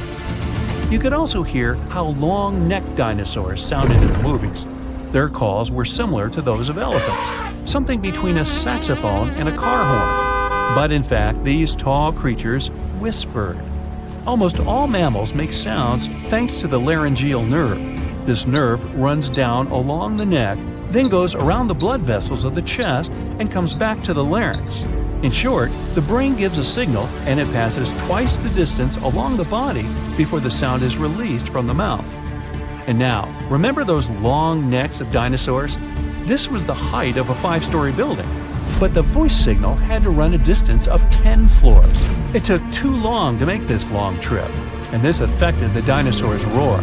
So, when they wanted to make a sound, they just hissed. And it was probably similar to the sound of a giant viper. But the most detailed sounds scientists have managed to get belongs to the Parasaurolophus. You know this herbivorous dinosaur thanks to the long crest on the back of its head. We saw the dinosaur using it in movies and documentaries to fight opponents and enemies. Some scientists believed it also used the comb to drop fruits and leaves from trees. Others thought the dinosaur used it to improve its sense of smell. But it turned out that in addition to self-defense and fighting, they used the comb to make loud and scary sounds in different keys. Scientists replicated this with fantastic accuracy thanks to the structure of its hard tissues. Almost all living beings with a voice use soft organs to make sounds, and these soft tissues decompose quickly. Parasaurolophus had solid ones. They noticed tubes leading from the nostrils to the crest and back to the nostrils when they found the skull. It was like a crumhorn, a curved musical wind instrument. This proved the dinosaur used the crest on the back of its head to make the sounds louder. The comb allowed it to trumpet, so its relatives could hear it in the forest. They made humming sounds with low and high notes. Mix a saxophone and trumpet with a goose hum, car horns, and low frequencies, then increase the volume several times. That's what Parasaur Olaphus sounded like. That's also what my 4th grade band sounded like. But I digress. You can listen to different shades and timbres of this dinosaur on the internet. It used noises with different tones to create complex social connections. They could communicate, identify each other, trumpet danger, or conversely, signal their friendly intentions. Alright, we've just heard how some ancient reptiles sounded. But what about ancient insects? They didn't have vocal cords, of course. Instead, they used friction between body parts. Look at modern crickets chirping with their wings. One wing has tiny notches. The second has the shape of a mediator. Take a simple plastic comb and run your fingertip over its teeth. Crickets make their sounds by the same principle. Their wings vibrate and release a series of sound waves into the air. But the clicking of an ancient bush cricket was very different from modern insects since they were much noisier. The sounds of these clicks were like a whistle. With the help of high-frequency waves, they could also communicate secretly, as if they were doing it through a closed radio channel. If you heard this, you would hardly be able to fall asleep to it. Now, modern crickets are not so loud, as they began to add more high frequencies to their sounds. Higher pitch waves don't spread as far, reducing the risk that a bat will hear the insects. Just imagine how the jungle of that time sounded. The loud chirping of crickets hurts the ears. Then you hear a brachiosaurus hissing. The clicks of pterodactyls shake the sky like thunderclaps. Then you hear the trumpet sounds of different tones somewhere in the jungle. These are Parasaur Olaphus communicating with each other. And then you get scared by a loud Tyrannosaurus siren. What a racket! You'd probably not find peace in such conditions. Fortunately, humans appeared millions of years later. And, by the way, scientists have managed to find out and understand what our distant ancestors sounded like. They carefully examined the insert function of the mouth, nose, and throat on the Neanderthal skeleton. Their voices were similar to ours, but the phonetic range of an adult Neanderthal was the same as if they were 2 to 3 years old. It was like mumbling without consonant sounds. The study of the skull couldn't recreate precisely the sound of Neanderthals, but in 2007, scientists extracted DNA samples from their bones. They found a variation of the gene that responds to human speech. Scientists believe that Neanderthals fought with Homo sapiens, our family tree. As a result of this conflict, their kind became extinct. But the found gene points they could have had other connections with each other. Perhaps Neanderthals could understand their language and even pronounce some words. Okay, let's face it, we humans are pretty ordinary. I mean, we're no superheroes with superpowers, right? What, you didn't get the memo? But the animal world has a bunch of superheroes. Some creatures live forever, and those who seem to not care about the laws of gravity. Critters that are immune to venom, and those that can run on water. And some of them will send shivers down your spine. So the first superpower on the list is the ability to live without water. Kangaroo rats can get by without water for years. They actually don't mind living without any water. Humans, on the other hand, can only survive 3 days without water. Human 0, kangaroo rats 1. These little buddies live in extremely arid desert areas and have to get water from the seeds and plants they eat. And although it may sound a bit disturbing, kangaroo rats also know how to extract water from their urine before they set off on a bathroom trip. This way, they don't waste a single drop of precious moisture. Well, that would come in handy at sporting events. Now let me introduce you to the Peter Parker of the animal world. Yep, seems like Spider-Man is real, but not human. Meet a gecko lizard, or simply gecko. This critter has a marvelous ability to climb up all kinds of vertical surfaces and can even go for a walk on the ceiling. This gravity-defying feat is possible thanks to the lizard's unique foot pads covered with tiny hairs. They can cling to almost any kind of surface, no matter whether it's smooth, hard, rough, or soft. One more fun fact about these guys is that they lack eyelids, so they always keep an eye wide open for what's going on around them. If you wonder how they keep their eyes protected, here's the answer. Their eyes are covered with a transparent membrane, the cornea. Sure thing, they can't close their eyes, and if they have something in their eye, they simply lick it off. right, they clean their eyeballs by licking them. I guess that's another superpower. Any supersonic superpowers here? Sure. A 1-inch long subtropical shrimp disorients its prey with a sonic boom. Despite its modest size, the pistol shrimp is one of the loudest marine animals. When the shrimp snaps its claws, it creates a sound as loud as a sonic boom. Naturally, this sound stuns the prey, and the shrimp can catch it without too much effort. Now, in the comic world, there's venom. In the animal world, there's a guy that can be called anti-venom. Opossums are known for their handy trick of pretending to have passed away when a predator attacks them. But that's not the end of the story. These guys are also immune to rattlesnake and pit viper venom. The secret is a peptide that helps opossums neutralize dangerous chemicals. This is the reason why snakes are a favorite treat on opossums' diet. There's one curious thing they have on their diet: ticks. One opossum can hoover up about 5,000 ticks per season, and most of them are picked off their own bodies. Now, imagine a fish that is so notorious that it's called a dangerous fish. It's mabenga, and it literally translates to dangerous fish in Swahili. This monster lives in freshwater and doesn't mind having a crocodile for lunch. Not a whole crocodile, but mabenga can take a bite out of them. But to be honest, these guys are intimidated by the crocodiles, the same way the crocs are intimidated by them. Now, you're watching this video on some gadget, right? Well, we all owe the gadgets we have to the electric eels in some way. I mean, all gadgets have batteries, and eels contributed a lot to the invention of an electric battery back in 1800. I know, the batteries have unrecognizably changed since then, but still, the first electric battery ever was invented thanks to electric eels. Anyway, if you see one of them and want to thank them for their magnificent invention, don't do that. Thing is, they can deliver shocks up to 860 volts. You don't want to experience that. Now let's talk about the Count Dracula of the animal kingdom. Nope, I'm not talking about bats. I'm talking about the fanged vampire fish. These fish are known as payara and have 2 long fangs protruding from their lower jaw. Here's why some people associate them with vampires. Hippos are the beauty gurus, since they know how to save a fortune on skincare. Living under the harsh African sun, these animals secrete a sweat-like red oily substance that evaporates and keeps the animals' bodies cool. Besides, the fluid works as a moisturizer, sunscreen, and antibiotic all in one. But they're not the only ones with such a superpower. Mantis shrimp know how to produce natural sunscreen too, but they use it for eye protection. It's all about amino acid pigments, and these pigments act as special filters that contribute to their sharp vision too. That's what I call multitasking. Meerkats have dark patches around their eyes which makes them look even cuter. But these black circles aren't there just to make these buddies more adorable.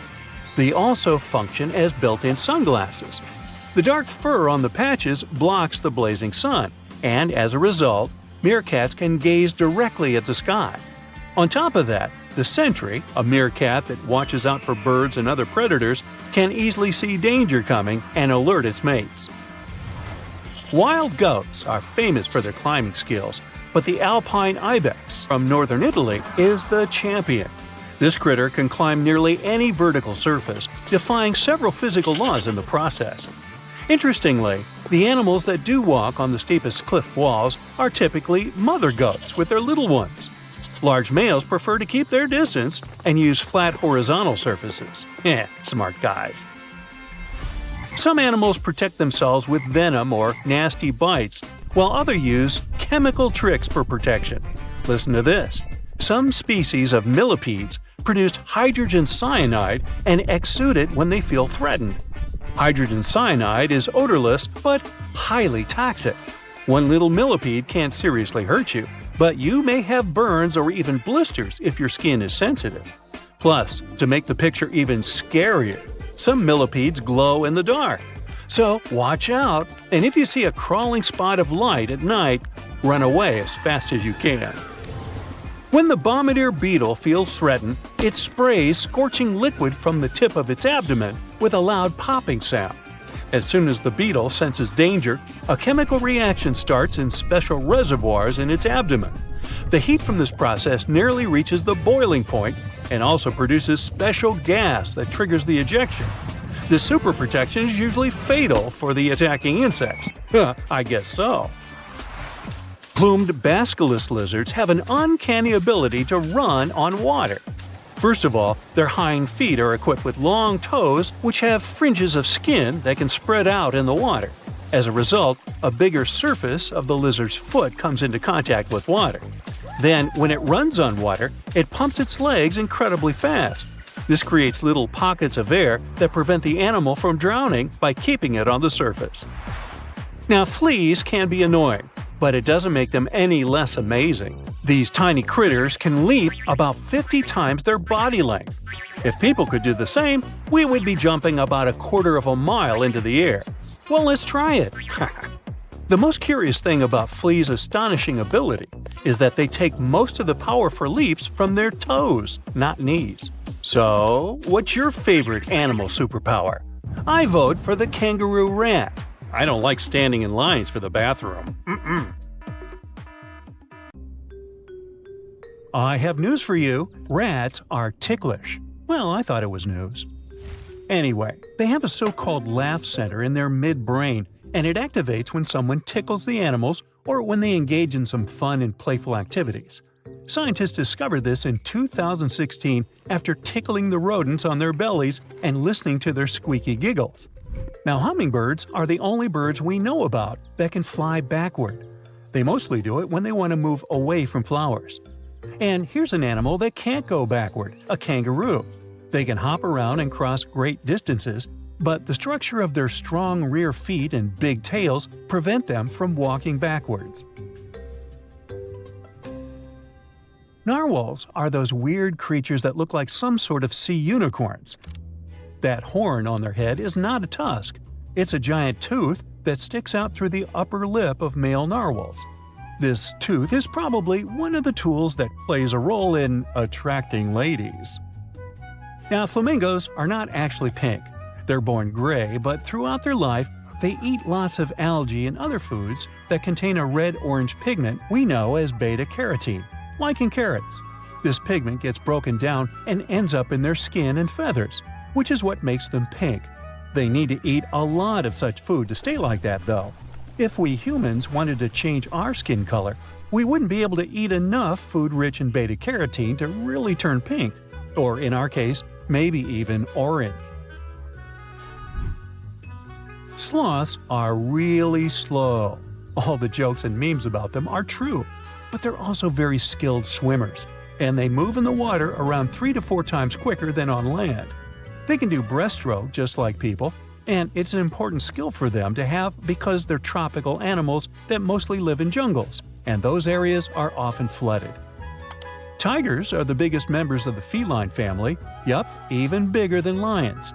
And no tiger has the same set of stripes. Their coat is actually a camouflage that comes in handy when they need to find a good spot where their prey won't see them. Interestingly, their skin is striped too, not just the coat. Their stripes are as unique as our fingerprints. Now, even though they look kind of funny and innocent, you wouldn't want to bother a platypus. These wild animals are some of the few mammal species that can poison you. They have spurs on the tips of their back feet that can release venom. It's not potent enough to pose a life threat, but the sting can still be very painful and can cause swelling and other issues. When a ladybug needs to defend itself against potential predators, it starts bleeding from its knees. Now, it's not actual blood coming out of its joints. It's a certain chemical that smells bad and, therefore, repels predators. They have another mechanism that helps them survive in the harsh animal kingdom, their specific color.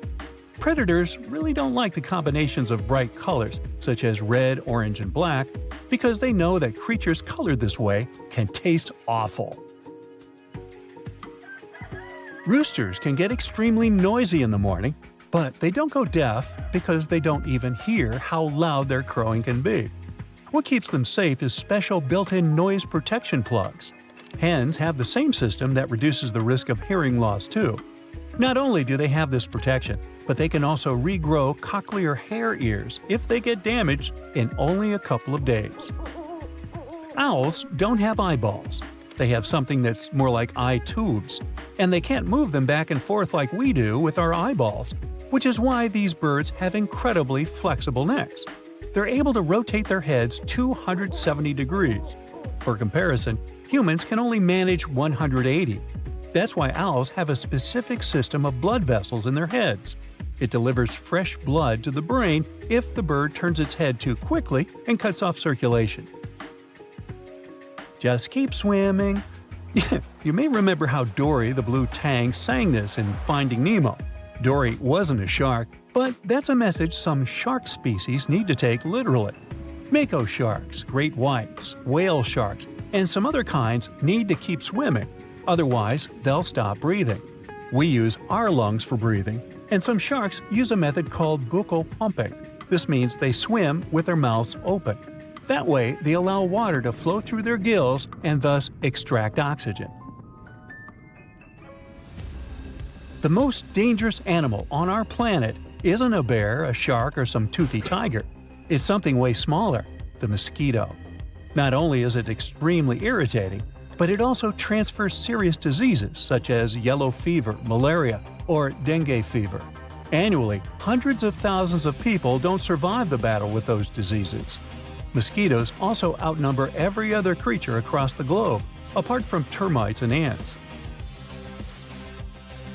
Grizzly bears are incredibly strong animals with a bite powerful enough to crush a bowling ball. That's why you won't see them allowed in bowling alleys. Despite that, they're mostly light eaters.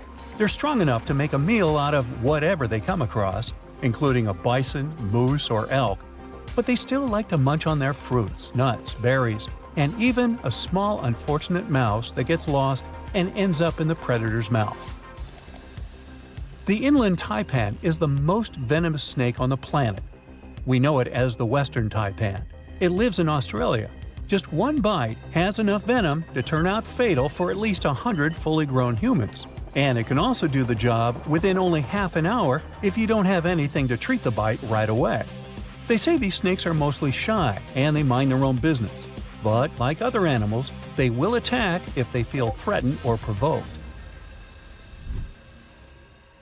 There's a kind of turtle that can stay alive for months under the ice by breathing through its behind. When it gets colder, some animals can't find safe places to stay, so they must survive harsh winter conditions wherever they are. And while bees get cozy in their nests and bears sleep in caves, painted turtles stay in their ponds that freeze over. Since the ice limits their access to air, they extract oxygen directly from the water and breathe through their behinds. Yes, that would be handy. It's well known that ravens are incredibly intelligent animals. They're excellent at solving problems, but it seems they also have impressive social intelligence. They're very in tune with their feelings as well as the emotions of their mates. If one raven in the group feels pessimistic, it's likely to bring the others down too. A real buzzkill. When they see a bird that doesn't like certain food and expresses it in a very vivid way, they lose interest in their own food as well. The pistol shrimp is one of the loudest animals in the world, even though it's tiny, only about 3/4 of an inch long. When it senses food, it opens its large claw that can grow as long as half its body length and lets him water it. Then it snaps the claw shut extremely fast, which shoots out a very strong jet of bubbles. These bubbles can stun or even finish the prey the shrimp is trying to catch. And when the bubbles pop, it produces a snapping sound, louder than anyone would expect. Crocodiles are even scarier than we thought, because many of them can gallop like horses. They probably inherited this ability from their ancient ancestors, who were as small as cats, had long legs, and could run at speeds of about 11 miles per hour. Smaller crocodiles probably gallop when something's after them, but caimans and alligators obviously don't need to use this skill. It's you who's more likely to gallop away when you see them.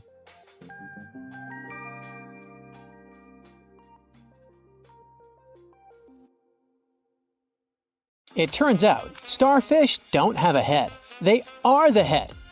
When you first look at a starfish, you think it's got 5 arms. Scientists have always been curious about why starfish look like this, and in particular, where their heads are. Most animals, including us, have bodies that are bilaterally symmetrical, meaning you can split them down the middle and get two matching sides. But starfish, along with sand dollars and sea anemones, are different. They're radially symmetrical, meaning their bodies have identical parts spread out from the center. Starfish, or sea stars, are special because they have this five-way symmetry, and you can divide them into 5 equal parts. To make this discovery, scientists used a technique called RNA tomography, which helps study genes. They focused on the genes controlling the outer layer, including the nervous system. Surprisingly, the genes associated with the head were active in the starfish's head and its arms. Yet, genes linked to the body trunk were hardly active. This suggests that starfish have a unique separation between their head and body. The study sparked new questions about how these creatures evolved and what their ancestors with trunks might have been like based on their fossil records. It also showed that genes active in the head of an acorn worm were also active in a starfish's skin, covering its entire body. These genes are the most active at the center of each arm, changing towards the arm's end to resemble genes found in the rear of other animals. Starfish lack genes for a torso. All this challenges traditional views on starfish anatomy. There's a rumor about Paul McCartney recording an ultrasonic whistle for his Shetland sheepdog at the end of the Beatles song, A Day in the Life. Dogs can hear ultrasonic sounds since their hearing ability is incredible. To move just one of their ears, dogs need to involve 18 muscles. It allows them to swiftly locate the origin of sounds, and it's another skill where they outshine us. Their awesome ears sometimes shadow their noses. Dogs' sense of smell is up to 100,000 times more acute than that of humans. While humans have around 5 million scent receptors, a bloodhound boasts up to 300 million. Another study proves that dogs and bottlenose dolphins may share a fascinating similarity with humans. They call out the names of loved ones when they become separated. This makes them the first non-human animals to do so. The research has uncovered that dolphins copy one another's signature whistles when they're separated from close pals. In the Sarasota Dolphin Research Program recordings, pairs of dolphins were held in separate nets, but they could still communicate with each other. Turns out, some of their chit-chats were mimicking the unique whistles of their dolphin buddies. Next up, we have flamingos with their peculiar dining habits. You often see them feeding with their heads positioned upside down. This distinctive behavior is linked to the anatomy of their mouths and the mechanics of maneuvering their long, elegant necks into the water. These birds are skilled filter feeders, employing their tongues as effective sieves to capture food. When a flamingo lowers its neck beneath the water, it positions its mouth essentially upside down. Then the bird closes its mouth and skillfully propels water through comb-like extensions on its beak. It also utilizes its tongue to expel the water while retaining all the gathered food. If you've watched the movie My Octopus Teacher on Netflix, you might already know that octopuses can bond with humans. But this time, we'll only focus on the anatomy of this creature. Octopuses have 3 hearts. One heart pumps blood throughout the body, and the other 2 tag teams send that blood to the animal's gills. Octopuses also have 9 brains. Each of their 8 tentacles has its very own mini-brain. These mini-brains allow each tentacle to move independently at lightning speed. There's a 9th brain in the mix, and this one oversees the entire octo nervous system. Opossums are intelligent, in a way, too. They're known for pretending to pass away when their life is threatened.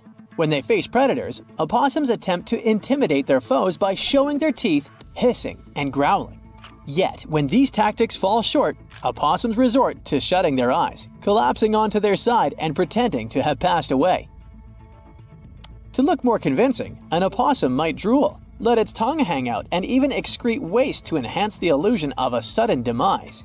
Remarkably, opossums can uphold this state for several hours, waiting until they're confident that the threat is gone. Monkeys can be loud when calling one another, but a howler monkey's shout can travel approximately 3 miles in specific situations.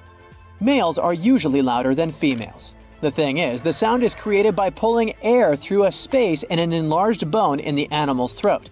This bone is larger in males compared to females, and that's why males sound louder. Polar bears have black skin beneath all that fur. Their fluffy white coat is actually translucent. It only seems white because it bounces back visible light. The skin itself is jet black. These creatures are also impressive when it comes to swimming. They can hit speeds of up to 6 miles per hour in the water, which is pretty fast for such big creatures. They can swim for miles and keep going for hours. Their big paws are designed for swimming. They use them to paddle through the water while their back legs stay straight and act like a rudder, helping them steer. Since we visited polar bears, we might as well add a romantic fact about penguins here. Male Gentoo and Adelie penguins put themselves out there with proposals. They offer their potential mates precious pebbles, essential for building nests in the harsh Antarctic landscape. If the lady penguin accepts the pebble, they're in it for life, bonded and ready to mate. Another study has found that our adorable house cats share more than 95% of their genetic makeup with tigers. These little furballs also mimic many behaviors of their wild relatives, like marking territory with scents and the classic, stalking and pouncing during playtime. Biologically though, a cat's brain is kind of similar to a human's. We share identical emotional regions in our brains. Cats can also make up to 100 different sounds. Owls have eye tubes or cylinders. Their rod-shaped eyes don't do the eyeball moving. Our eyes can move in almost all directions. Owls have to make a full body or full head turn to look around, all because of night vision.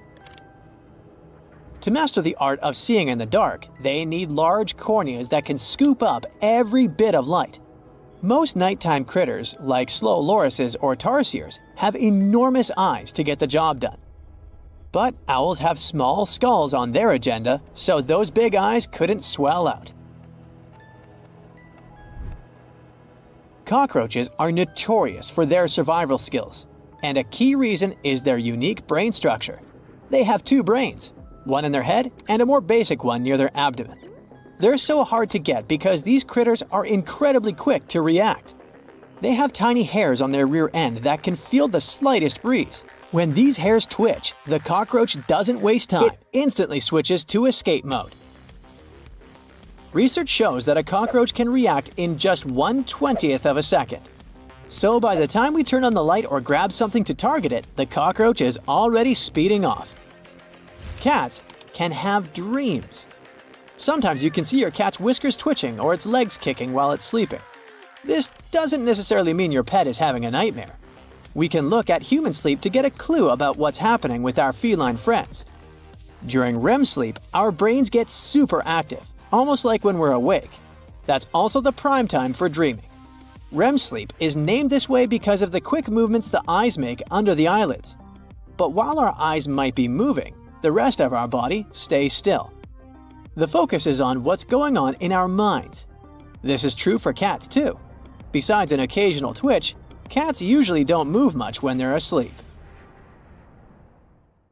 That's it for today. So hey, if you pacified your curiosity, then give the video a like and share it with your friends. Or if you want more, just click on these videos and